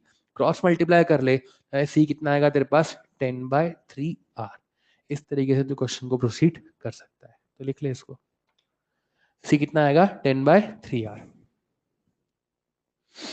नेक्स्ट, इसको नोट करें, फिर एक और सवाल देखेंगे।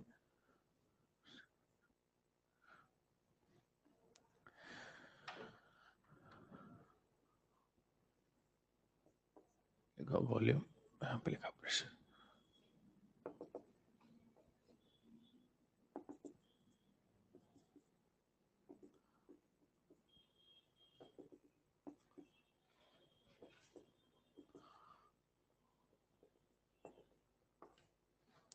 चलिए नेक्स्ट आपको एक डायग्राम बना के दिया हुआ है, आपको बोला है find work done for the given process. आपको एक ए बी प्रोसेस बना के दिए, आपको बोला है find work done for the given process. ठीक है, तो चलिए ट्राई करेंगे। Work done for the given process, आपको एक ए बी प्रोसेस बना के दिया, बोला इसका वर्क डन निकालो, तो निकालो जल्दी से।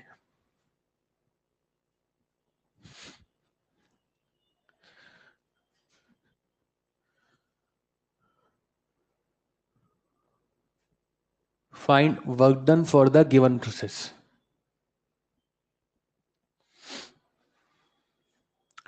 देखो चलो देखो मैं बता देता हूँ इसको यार। देखो देखो यार, वर्क डन निकालने के लिए आपको सबसे पहले प्रोसेस का नाम पता होना चाहिए। अगर प्रोसेस आइसोबारिक है तो वर्क डन होता है पी डेल्टा वी। अगर आइसोकोरिक है तो वर्क डन होता है 0। अगर आइसोथर्मल है तो उसका अपना फॉर्मूला होता है। अगर एडियाबेटिक है तो उसका अपना फॉर्मूला होता है। तो लाइक यहाँ पर पहले प्रोसेस पता हो। देख अगर ग्राफ ऐसे हॉरिजॉन्टल लाइन होती मतलब प्रोसेस क्या होता है आइसोबारिक, पर ऐसा नहीं है। एक ग्राफ ऐसे वर्टिकल लाइन होती है प्रोसेस क्या होता है आइसोकोरिक, पर ऐसा भी नहीं है। कोई बोलेगा सर ये ग्राफ है ना रेक्टेंगुलर हाइपरबोला जैसा दिखाई दे रहा है, तो आप इसको आइसोथर्मल मान लो। ठीक है, आइसोथर्मल मान सकते हैं, पर पहले चेक कर लें कि आइसोथर्मल है या नहीं है। भाई मानेंगे तो तब जब ये होगा, तो चेक कर लेते हैं इसको। पॉसिबिलिटी बनती है, कोई बोलेगा सर ये ग्राफ आइसोथर्मल जैसा दिखाई दे रहा है, तो मान लो ना, तो चेक कर लेते हैं भाई। आइसोथर्मल प्रोसेस की इक्वेशन क्या होती है, पीवी बराबर कांस्टेंट।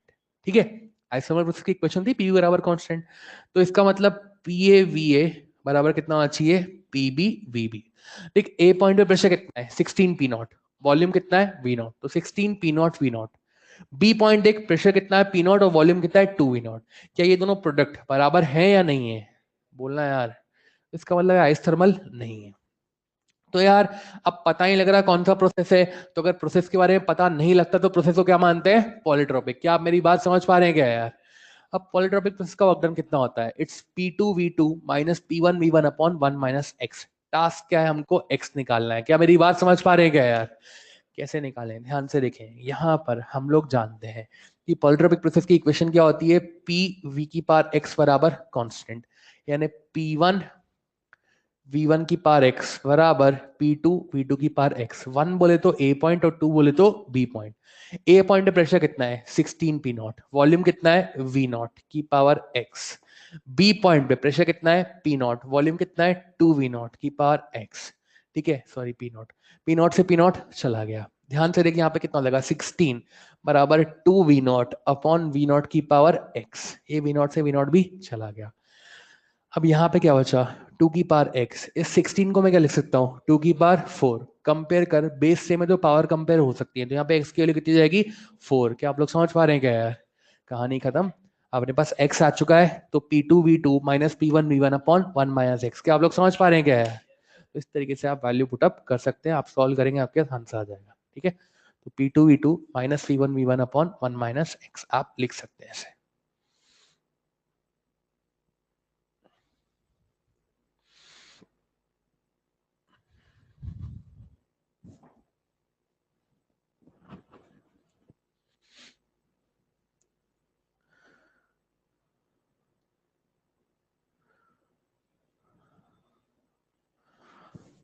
तो ये भी एक अच्छा सवाल है पॉलीट्रोपिक के ऊपर।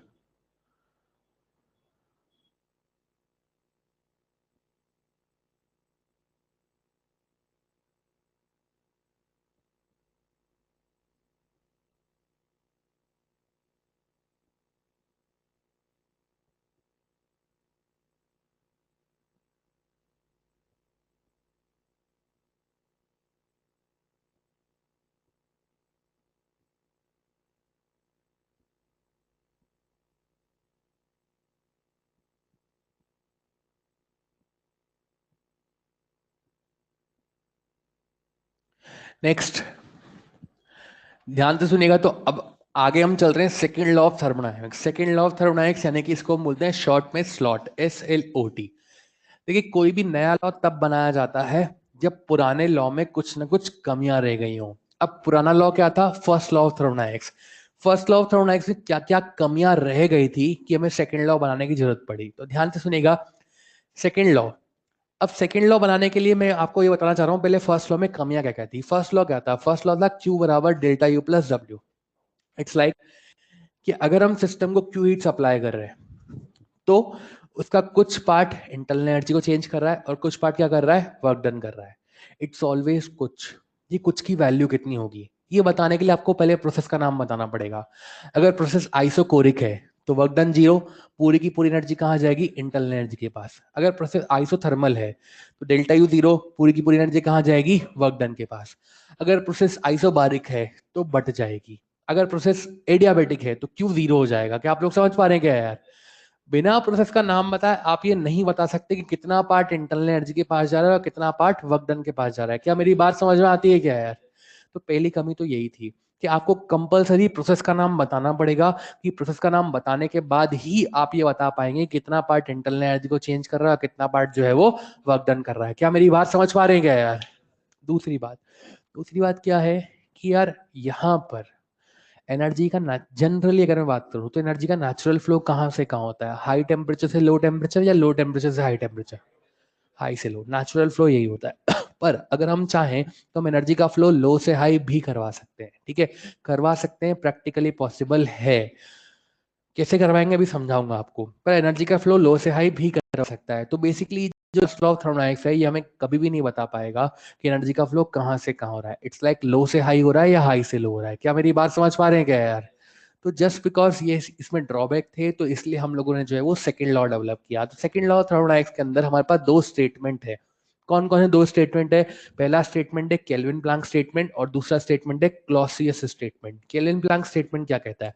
केल्विन प्लैंक स्टेटमेंट कहता है कि नेचर में किसी भी इंजन की एफिशिएंसी जो है वो 100% नहीं हो सकती, यानी पूरी की पूरी एनर्जी को कभी भी वर्क डन में कन्वर्ट नहीं किया जा सकता। प्रैक्टिकली 100% तो छोड़ो, 50% भी नहीं होती। हमारी गाड़ियों में जो इंजन लगे होते हैं, पेट्रोल इंजन जो लगे होते हैं, उनकी एफिशिएंसी 50% भी नहीं होती है। ठीक, प्रैक्टिकली बात कर रहा हूँ, प्रैक्टिकली आपकी गाड़ी में जो इंजन लगा हुआ है, ठीक है, लॉसेज हो जाते हैं, बाकी सारे लॉसेज हो जाते हैं। कैसे लॉसेज हो जाते हैं? इट्स लाइक आप मान लीजिए कहीं से गाड़ी चला करके आए 100-150 किलोमीटर, 50 किलोमीटर भी चला करके आए तो आपकी गाड़ी गर्म हो जाती है। कभी ऑब्जर्व किया है आप लोगों ने कि गाड़ी गर्म हो जाती है? इट्स लाइक गाड़ी के किसी पार्ट का गर्म होना ये एनर्जी का लॉस है। ये आपको कुछ काम नहीं आया। गाड़ी की बॉडी गर्म हो गई तो गाड़ी की बॉडी गर्म हो गई तो उस वो आपको कुछ पावर थोड़ा दे रही है, वो तो गर्म हो गई। तो गर्म होने के लिए उसको एनर्जी कहाँ से मिली? आपके इंजन से। तो लाइक ये हीट लॉस हुआ। क्या मेरी बात समझ पा रहे हैं क्या यार? फ्रिक्शन लॉस, साउंड लॉस, बहुत सारे तरीके के लॉसेस होते हैं। और सारी पावर कहाँ से आ रही है? सारी पावर इंजन से आ रही है। ठीक है, तो बेसिकली है क्या कि हमारे सिस्टम में जो है कभी भी 100% एनर्जी को वर्क डन में कन्वर्ट नहीं किया जा सकता। दूसरा, क्लॉसियस स्टेटमेंट। क्लॉसियस ने क्या कहा? क्लॉसियस ने बोला कि देखो अगर आप एनर्जी का नेचुरल फ्लो करवाते हो तो नेचुरल फ्लो कहाँ से कहाँ होता है? हाई टेम्परेचर से लो टेम्परेचर। वो नेचुरल है, अपने आप होगा, कोई दिक्कत नहीं है।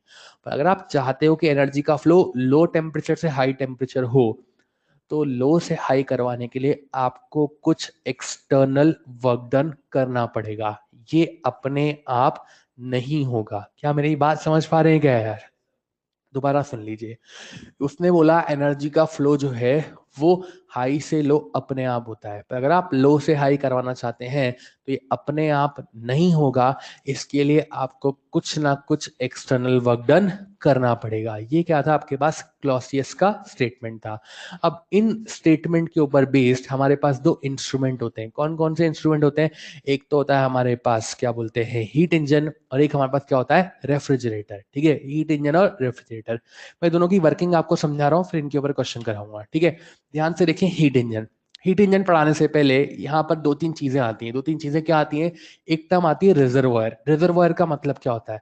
रिजर्वायर का मतलब होता है एक स्टोरेज, एक ऐसा स्टोरेज जो आपको एनर्जी दे भी सकता है और जो आपसे एनर्जी ले भी सकता है। ठीक है, उसके पास कोई कमी नहीं है। वो आपको जितनी मांगोगे उतनी एनर्जी देगा और आप जितनी उसको एनर्जी दोगे उतनी आपसे एक्सेप्ट भी कर लेगा। ठीक है, जैसे मान लो कि यार मैं वहां से एनर्जी ले रहा हूं, मैं वहां से एनर्जी ले रहा हूं, तो एनर्जी का फ्लो कहां से कहां होता है? हाई से लो।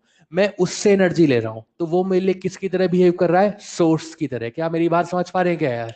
जैसे मान लीजिए यहाँ पर एक इंजन है, या यहाँ पर मान लीजिए कोई भी एक ऑब्जेक्ट है, ये ऑब्जेक्ट ए पॉइंट से एनर्जी ले रहा है, तो इसका मतलब ए पॉइंट इसके लिए किसकी तरह ट्रीट हो रहा है, सोर्स की तरह। क्या आप मेरी बात समझ पा रहे हैं क्या यार? एनर्जी का नेचुरल फ्लो कहाँ से कहाँ होता है, हाई से लो। यानी इसका मतलब ये अगर T1 है, ये अगर T2 है, तो हाई कौन होगा, T2 के T1 बोलना है यार। और T1 का नाम क्या है, सोर्स। क्या मेरी बात समझ पा रहे हैं क्या यार? तो इसका मतलब सोर्स क्या होगा, हमेशा हाई टेम्परेचर होगा। क्या मेरी बात समझ पा रहे हैं क्या यार? हाँ ना तो बोल दो यार। ठीक है, अब इसको भूल जाओ एक बार। ठीक है, जैसे मान लो कि यार मैं ये ऑब्जेक्ट हूं, और ऑब्जेक्ट जो है यहाँ कुछ एनर्जी रिजेक्ट कर रहा है। ठीक है, अब एनर्जी का फ्लो कहाँ से कहाँ होता है, हाई से लो। तो अगर ये टेम्परेचर T2 है और ये टेम्परेचर T2 डैश है, तो बताओ बड़ा कौन होगा, T2 के T2 डैश बोलना यार। तो अच्छा, इसका मतलब T2 डैश छोटा हुआ क्या यार?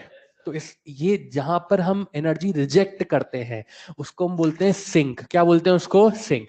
जहां से हम एनर्जी लेते हैं उसको क्या बोलते हैं, सोर्स। और जहां हम एनर्जी रिजेक्ट करते हैं उसको क्या बोलते हैं, सिंक। सोर्स का टेम्परेचर हमेशा हमसे ज्यादा होता है और सिंक का टेम्परेचर हमेशा हमसे कम होता है। क्या आप लोग समझ पा रहे हैं क्या यार? एनर्जी कहां से ले रहे हैं, सोर्स से। एनर्जी कहां रिजेक्ट कर रहे हैं, सिंक को। सोर्स का टेम्परेचर क्या है, ज्यादा, और सिंक का टेम्परेचर क्या है, कम। सोर्स को हम लोग बोलते हैं हाई टेम्परेचर रिजर्वर। क्या बोलते हैं सोर्स को, हाई टेम्परेचर रिजर्वर। और सिंक को हम क्या बोलते हैं, लो टेम्परेचर रिजर्वर। क्या मेरी बात समझ में आ रही है क्या यार? यार हाँ तो बोल दो यार। अब बेसिकली इंजन इंजन के अंदर क्या होता है, बेसिकली एक हमारे पास होता है T1, ये T1 क्या है, सोर्स। और एक हमारे पास होता है T2, ये T2 क्या है, सिंक। ठीक है, सोर्स क्या, सोर्स का टेम्परेचर क्या होता है, कम या ज्यादा? सोर्स का टेम्परेचर क्या होता है, कम या ज्यादा?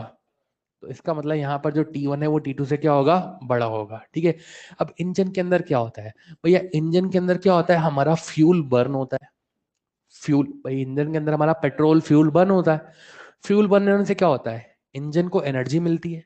ठीक है, इंजन को एनर्जी मिलती है तो इंजन उस एनर्जी को पावर में कन्वर्ट करता है, और पावर में कन्वर्ट करता है जिससे हमारी गाड़ी मूव करती है। क्या ऐसा ही होता है क्या यार?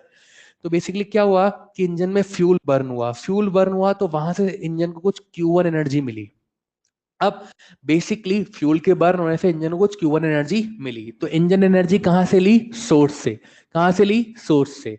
अच्छा, अब क्या करेगा, ये इस एनर्जी को वर्क डन में कन्वर्ट करेगा। ठीक, तो इस एनर्जी को वर्क डन में कन्वर्ट करेगा।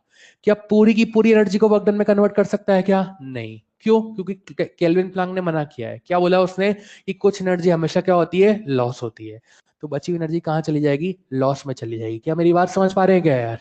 ये Q1 क्या है, इंजन के लिए इनपुट, और एक Q2 क्या है, लॉस। ठीक है, Q1 क्या है, heat taken from high temperature reservoir, और एक Q2 क्या है, heat rejected to low temperature reservoir. क्या मेरी बात समझ पा रहे हैं क्या यार? हाई टेम्परेचर रिजर्वर का दूसरा नाम क्या है, सोर्स। और लो टेम्परेचर रिजर्वर का दूसरा नाम क्या है, सिंक। क्या मेरी बात समझ में आती है क्या यार? और सुनिएगा, जैसे मान लीजिए ये वैल्यू है 100, ये वैल्यू है 40, तो ये वैल्यू कितनी होगी, बोलो। क्या टोटल एनर्जी हमेशा कंजर्व रहती है क्या यार? तो ये वैल्यू कितनी जाएगी, 60। यानी मैं क्या लिख सकता हूँ, मैं लिख सकता हूँ Q1 बराबर W प्लस Q2। क्या मेरी बात समझ में आती है क्या यार? ये Q1 क्या है, इनपुट, ये W क्या है, आउटपुट, और ये Q2 क्या है, लॉस। तो यहाँ से जो W आउटपुट होगा, W आउटपुट कितना होगा, Q1 माइनस Q2। क्या मेरी बात समझ में आती है क्या यार? यार हाँ ना बोल दो यार। इसके बाद हम लोग लिखते हैं यहाँ पर एफिशिएंसी। एफिशिएंसी का फॉर्मूला होता है work done upon heat input. ठीक है, वर्क डन यहाँ पे कितना है, Q1 माइनस Q2, और अपॉन हीट इनपुट कितना है यहाँ पर, Q1। ठीक है, मैं इसको ऐसे भी लिख सकता हूँ, ईटा बराबर W by Q1 equals to 1 minus Q2 by Q1, या फिर 1 minus T2 bye T1। T2 किसका टेम्परेचर है, सिंक का, और T1 किसका टेम्परेचर है, सोर्स का। देखो Q1 की जगह T1 लिख दिया और Q2 की जगह T2 लिख दिया, तो हम यहाँ से ये भी बोल सकते हैं कि जो Q है वो क्या है, डायरेक्टली प्रोपोर्शनल टू T। क्या मेरी बात समझ में आती है क्या? ठीक है, अच्छा, यहाँ पर T1 T2 हमेशा किस में रखने हैं, केल्विन में। ठीक, अब और सुनिएगा, ये तो था हीट इंजन की वर्किंग। अब एक होता है वहां पर रेफ्रिजरेटर। रेफ्रिजरेटर की बात करते हैं, तो रेफ्रिजरेटर क्या काम करता है, बताओ। अरे फ्रिज, फ्रिज, टेक्निकल लैंग्वेज मत बोलो, तुम तो सीधी बात बताओ, फ्रिज क्या काम करता है? अरे हीट वीट पे मत आ मेरे भाई, टेक्निकल लैंग्वेज मत बोल। तू तो ये बोल, पानी को ठंडा करता है, गर्म करता है? रेफ्रिजरेटर का काम करता है ठंडा करने का काम करता है, चीजों को ठंडा करने का काम करता है। ये इनकम्प्लीट आंसर है। रेफ्रिजरेटर यानी फ्रिज ठंडे को ठंडा करता है और गर्म को गर्म करता है। कैसे? ध्यान से देखिएगा। जैसे यहाँ पर हमारे कमरे में फ्रिज रखा हुआ है, ठीक है, हमारे कमरे में फ्रिज रखा हुआ है, ठीक। अब मैं ऐसे बनाऊं तेरे लिए, है डबल डोर वाला नहीं बना दूं, ठीक है। तो मान ले हमारे कमरे में ऐसे फ्रिज रखा हुआ है, ले भाई ले, तू खुश रहे, अभी खुश, ठीक है। तो हमारे कमरे में क्या है, फ्रिज रखा हुआ है, ठीक है, ये फ्रिज रखा हुआ है। और मान लीजिए रूम का टेम्परेचर सपोज 30 डिग्री सेंटीग्रेड, ठीक है। हमने क्या करा, हमने पानी की एक बोतल थी जो रूम में रखी थी, वो रूम से उठा करके फ्रिज में रख दी। जनरली हम ऐसा करते नहीं है, पर मान लो आज हमने ऐसा किया, ठीक है। तो पानी की बोतल उठा के फ्रिज में रख दी। हम क्या चाहते हैं, पानी ठंडा हो जाए, ठीक है। इनिशियली मैंने जब इसको जस्ट उठा के रखा तो मैं मान लेता हूँ रूम में रखी थी, तो रूम का टेम्परेचर 30 था, तो इसका टेम्परेचर भी कितना हो जाएगा, 30, ऐसा मैंने मान लिया, ठीक। अब फ्रिज क्या करेगा, इसको ठंडा करेगा। ठंडा करेगा मतलब इसका टेम्परेचर कम करेगा। कम कैसे कर रहा है, इसका टेम्परेचर कम होगा यानी 29, 28, 27, 26 ऐसे कम होता जाएगा। अब एक बात बताओ, इसको ठंडा कर रहे हैं मतलब इसको हीट दे रहे हैं या हीट निकाल रहे हैं? निकाल रहे हैं। कौन निकाल रहा है, फ्रिज। फ्रिज निकाल रहा है। अब ये निकाल करके हीट अपने पास रख रहा है क्या, नहीं। अगर ये निकाल करके इस ऑब्जेक्ट के अंदर से हीट निकाल करके अपने पास रखने लगे तो इसका टेम्परेचर क्या हो जाएगा, बढ़ जाएगा। मतलब फ्रिज का टेम्परेचर बढ़ने लगेगा। पर एक्चुअल में ऐसा थोड़ा होता है, फ्रिज तो ठंडा रहता है भाई, कूल कूल। तो लाइक फ्रिज इसके अंदर से एनर्जी निकाल रहा है, और निकाल करके क्या कर रहा है, निकाल करके बाहर ट्रांसफर कर रहा है। बोले तो रूम में ट्रांसफर कर रहा है। क्या मेरी बात समझ में आती है क्या यार? तुम कभी अपने घर के फ्रिज के पीछे जाके खड़े हो, तुम्हें फील होगा कि उसके अंदर से एक हमेशा हॉट एयर कंटिन्यूसली बाहर आ रही है। तुमने देखा है कभी? मैं पूछ रहा हूँ, कभी घर के फ्रिज के पीछे जाके खड़े हुए हो? नहीं। कभी जाके खड़े होइएगा, आपको फील होगा जब आप फ्रिज के पीछे की तरफ जाके खड़े होंगे तो कंटिन्यूसली उसके अंदर से एक हॉट एयर बाहर निकलती रहती है, ठीक है। आप कभी अभी हॉस्टल जाएंगे ना, मैच वैच में देख लीजिएगा, ठीक है, ऐसा होता है। तो लाइक वहां पर क्या है कि ये फ्रिज जो है इस अंदर के ऑब्जेक्ट से एनर्जी निकाल करके बाहर फेंक रहा है, यानी रूम में फेंक रहा है, ठीक है। अब हो क्या रहा है कि ये जो बॉटल थी जिसका टेम्परेचर 30 था, इसको इसने ठंडा करना चालू कर दिया। मान लो कम करते करते इसका टेम्परेचर 20 हो गया, तो अभी भी ये फ्रिज के अंदर रखी है। तो ये 20 के बाद इसको ठंडा करना रोक देगा या और ठंडा करेगा? बोलो यार, और ठंडा करेगा। लाइक फ्रिज के अंदर जब तक पड़ी जब तक इसका टेम्परेचर कम होता जाएगा। क्या मेरी बात समझ पा रहे हैं क्या यार? तो पहले इसका टेम्परेचर 30 था, अब 20 हो चुका है। ये रिलेटिवली ठंडा हो चुका है, पर ये इसको और ठंडा कर रहा है। क्या आप मेरी बात समझ पा रहे हैं क्या यार? और रूम जो है वो रिलेटिवली गर्म है, ऑलरेडी इसके कंपैरिजन में रिलेटिवली गर्म है। पर ये क्या कर रहा है, ये इसको और एनर्जी दे रहा है, मतलब गर्म को क्या कर रहा है, गर्म कर रहा है। क्या मेरी बात समझ पा रहे हैं क्या यार? तो फ्रिज का काम क्या है, फ्रिज जो है वो ठंडे को तो ठंडा कर रहा है और गर्म को क्या कर रहा है, गर्म कर रहा है। क्या मेरी बात समझ पा रहे हैं क्या यार? तो बेसिकली फ्रिज ऐसे वर्क कर रहा है, ठीक है। अच्छा अब ध्यान से देखिए, एनर्जी का फ्लो कहां से कहां हो रहा है, रूम से फ्रिज या फ्रिज से रूम? बोलो यार। यानी हाई टेम्परेचर से लो टेम्परेचर या लो से हाई? एनर्जी का फ्लो लो से हाई अपने आप नहीं होता, इसके लिए कुछ एक्सटर्नल वर्क डन करना पड़ता है। किसने कहा ऐसा? क्लॉसियस ने। क्या मेरी बात समझ में आती है क्या यार? अब देखो अंदर जो भी कुछ हो रहा हो मुझे उससे मतलब नहीं है, कंडेंसर लगा हुआ है, कुछ भी लगा हुआ है, मुझे उससे कोई मतलब नहीं है। मेरे लिए तो वर्क डन क्या हो रहा है, क्या मेरी इलेक्ट्रिसिटी का कंजप्शन हो रहा है क्या यार? अरे हाँ ना, बोल दे यार। तो बेसिकली यही काम हो रहा है जिसकी वजह से ये फ्रिज वर्क कर पा रहा है। क्या मेरी बात समझ पा रहे हैं क्या यार? मैं टेक्निकलिटी में नहीं जाता, कंडेंसर काम कर रहा है या कॉइल्स लगी हुई हैं या ये हो रहा है या वो हो रहा है, मैं उस पर नहीं जाता। मैं तो सीधी बात देखूं बाहर से कि मेरी इलेक्ट्रिसिटी कंज्यूम हो रही है, इलेक्ट्रिसिटी कंजप्शन बंद, तो फ्रिज का काम करना बंद। क्या आप लोग समझ पा रहे हैं क्या यार? तो एक्सटर्नल लॉकडाउन कैसे हो रहा है, इलेक्ट्रिसिटी कंजप्शन हो रही है। क्या मेरी बात समझ में आती है क्या यार? ठीक है। अब ध्यान से देख, यहाँ पर एनर्जी का फ्लो कहाँ से कहाँ हो रहा है, लो से हाई, ठीक है। अब मैं वही यहाँ पर एक T2 टेम्परेचर बना देता हूँ और एक T1 टेम्परेचर बना देता हूँ। यहाँ पर T1 T2 को अपन सोर्स सिंक नहीं बोलते, पर कहानी वैसी है कि T2 जो है वो लो है और T1 क्या है, हाई। फ्रिज के अंदर होता क्या है या फ्रिज कर क्या रहा है, लो टेम्परेचर ऑब्जेक्ट से एनर्जी लेता है, उस पे हम कुछ W काम करते हैं और रूम में कितनी ट्रांसफर करता है, Q। मतलब Q2 क्या है, heat extracted from low temperature reservoir, bottle के अंदर से एनर्जी निकाल रहा है। पर एनर्जी अपने आप रूम में नहीं पहुंचेगी, उस पर कुछ काम करना पड़ेगा। क्या मेरी बात समझ में आती है क्या यार? क्यों? क्योंकि इलेक्ट्रिसिटी कंज्यूम हो रही ना। अब ध्यान से देख, यहां पर मैं क्या लिख सकता हूं, Q2 प्लस W इनपुट बराबर वॉट, Q1। तो यहां से जो W इनपुट है वो कितना है, Q1 माइनस Q2। तो उधर देख, यहां पर W आउटपुट कितना है, Q1 माइनस Q2। यहां पर W इनपुट कितना है, Q1 minus Q2। Work done का अगर मैं देखूं मैग्नीट्यूड, तो दोनों ही केस में क्या आ रहा है, सेम, बट डायरेक्शन क्या आ रही है, अलग अलग। क्या आप लोग समझ पा रहे हैं क्या है? तो इट्स लाइक यहां पर आपका जो रेफ्रिजरेटर है या आपका में जो हीट इंजन है, हीट इंजन में अगर मैं एनर्जी फ्लो की डायरेक्शन बदल दूं, उलट दूं, एग्जैक्टली रिवर्स कर दूं, तो किसकी तरह बिहेव करने लगेगा, रेफ्रिजरेटर की तरह। तो हीट इंजन को हम लोग रिवर्स रेफ्रिजरेटर की तरह भी यूज कर सकते हैं। क्या मेरी बात समझ में आती है क्या यार? ठीक है, आप ध्यान से देखें, यहां पर हम जैसे वहां पर हम ईटा डिफाइन करते थे एफिशिएंसी, यहां पर हम डिफाइन करते हैं बीटा। इसको हम बोलते हैं कोफिशिएंट ऑफ परफॉर्मेंस। इसका फॉर्मूला होता है क्या, desired effect, desired effect upon work done. Desired effect मतलब हम जो चाहते हैं, हम क्या चाहते हैं, हम फ्रिज से क्या चाहते हैं अभी, कि उसमें रखा हुआ ऑब्जेक्ट क्या हो जाए, गर्म हो जाए या ठंडा हो जाए, मतलब उसको एनर्जी दी जाए और उसके अंदर से एनर्जी निकाल ली जाए, निकाल ली जाए। रूम में कितनी जाए, रूम में ना जाए, फ्रिज में आग लग जाए, मुझे कोई मतलब नहीं है। मेरा टास्क क्या है कि अंदर रखा हुआ ऑब्जेक्ट ठंडा होना चाहिए। क्या समझ पा रहे हैं क्या यार?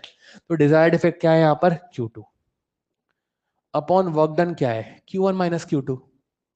फिर वही Q directly proportional to T, तो हम लोग क्या लिखते हैं, T2 upon T1 minus T2। Again यहाँ पर T1 T2 किस में जाएंगे, केल्विन में। अब ध्यान से सुनिएगा, एक रिलेशन होता है बीटा और ईटा के बीच में, डायरेक्ट लिख रहा हूं कि beta is equal to 1 by eta minus 1। ठीक है, एक रिलेशन होता है बीटा और ईटा के बीच में, beta equals to 1 by eta minus 1। ठीक है, कैसे काम आता है, मॉड्यूल निकालें, exercise number 2, exercise number 2, question number 88। इसको भी निकालें बेटा, एक्सरसाइज नंबर 2 क्वेश्चन नंबर 88। ठीक है, रीड करेंगे इसको। देखो आपको क्वेश्चन नंबर 88 में क्या बोला है, कार्नोट इंजन। कार्नोट इंजन मतलब वो इंजन ही है। ठीक है, कार्नोट क्या था, कार्नोट बेसिकली एक साइंटिस्ट का नाम है। उन साइंटिस्ट ने क्या करा, उन्होंने इंजन को लेकर के कॉन्फ़िगरेशन दिया।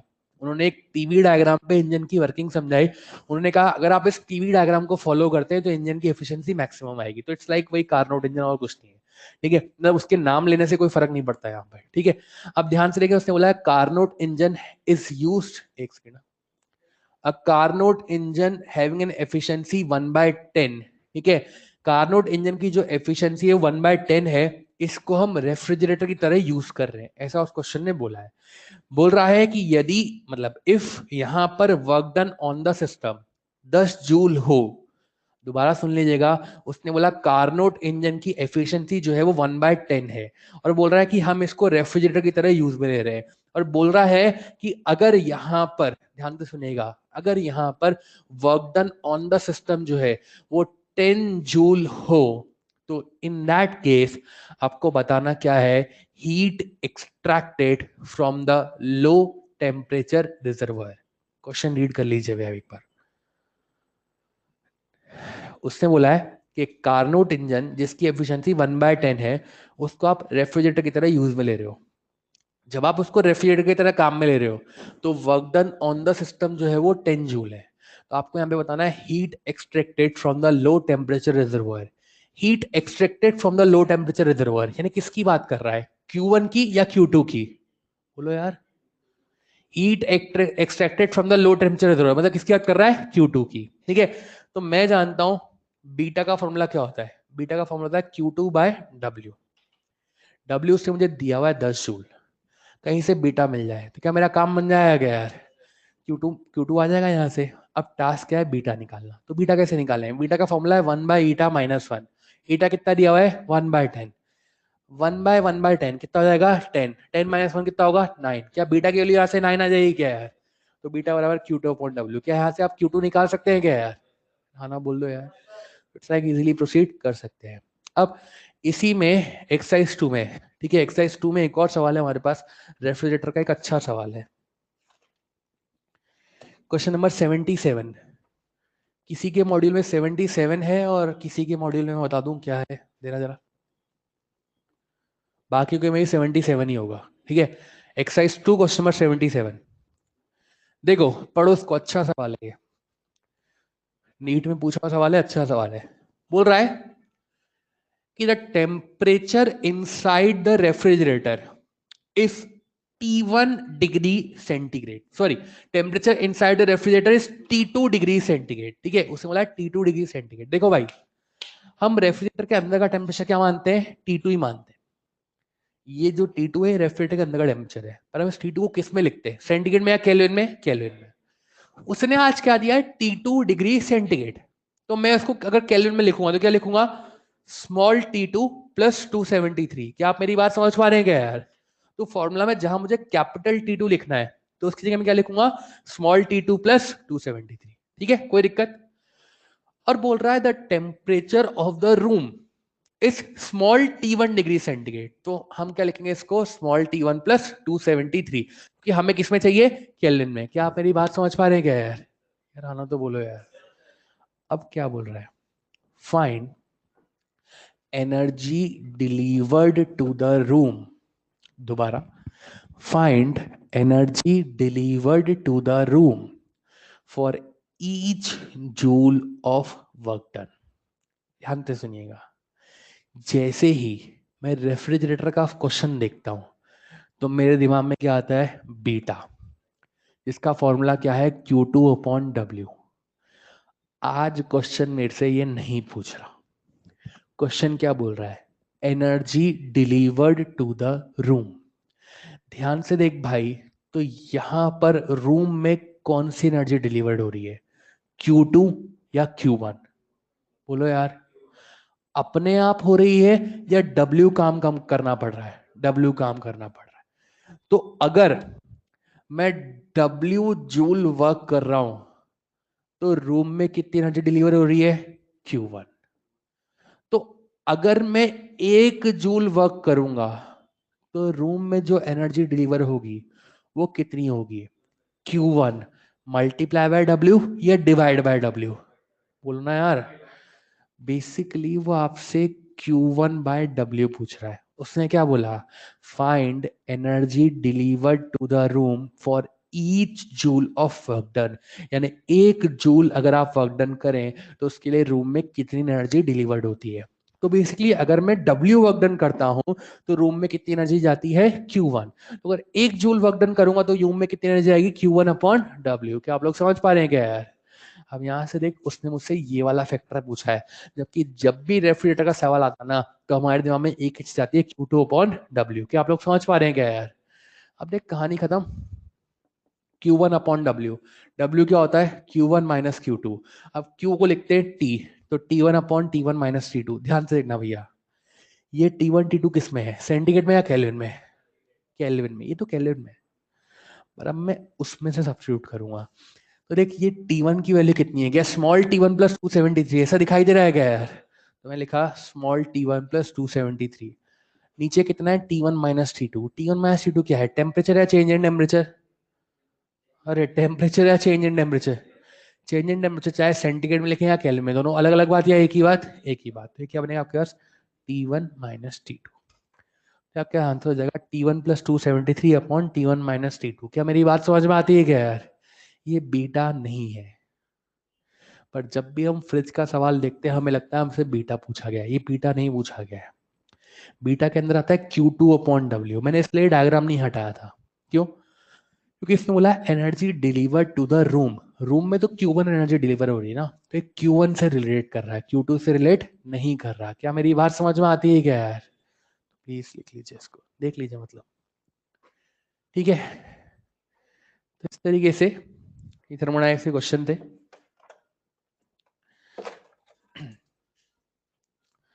अब नेक्स्ट हम लोग आगे चलेंगे नेक्स्ट लेक्चर पे। ठीक है, प्रैक्टिस कीजिए भाई, बिना प्रैक्टिस के क्वेश्चंस नहीं बनेंगे आपसे, और बिना प्रैक्टिस के लाइक कितनी भी थ्योरी में पढ़ा लूं आपको, उससे कोई मतलब नहीं है। सवाल जो मैं यहाँ पे करता हूँ वो अलग है, पर जब तक वो सवाल आप अपने हाथ से नहीं करते तब तक काम नहीं चलेगा। मैं जो सवाल कर रहा हूँ मैं आपको एक चीज बता रहा हूँ कि देख भैया मैंने ऐसे किया, फिर मैंने ऐसे किया, तुम्हें दिखता है कि अच्छा इसके बाद ये लिखा, तो ये क्यों डायरेक्टली प्रोपोर्शनलिटी है? ये तो मैंने बताया ना। पेपर में तुमको कैसे क्लिक करेगा, पेपर में तुमको तब क्लिक करेगा जब तुम क्वेश्चन सॉल्व करोगे। जब तक तुम खुद नहीं करते तब तक सवाल नहीं बनेगा, ये बात ध्यान रखिएगा। इसलिए प्लीज मॉड्यूल करें। और थर्मल का मतलब कम से कम 4 सवाल, और ये 4 सवाल इजीली सही किए जा सकते हैं अगर आपने मॉड्यूल कर लिया तो अच्छे से, बस और कुछ दिक्कत नहीं है। तो इसलिए प्लीज मॉड्यूल जरूर करें, लापरवाही नहीं करें इसके अंदर, ठीक है? मॉड्यूल अच्छे से करें, ठीक। चलिए, थैंक यू।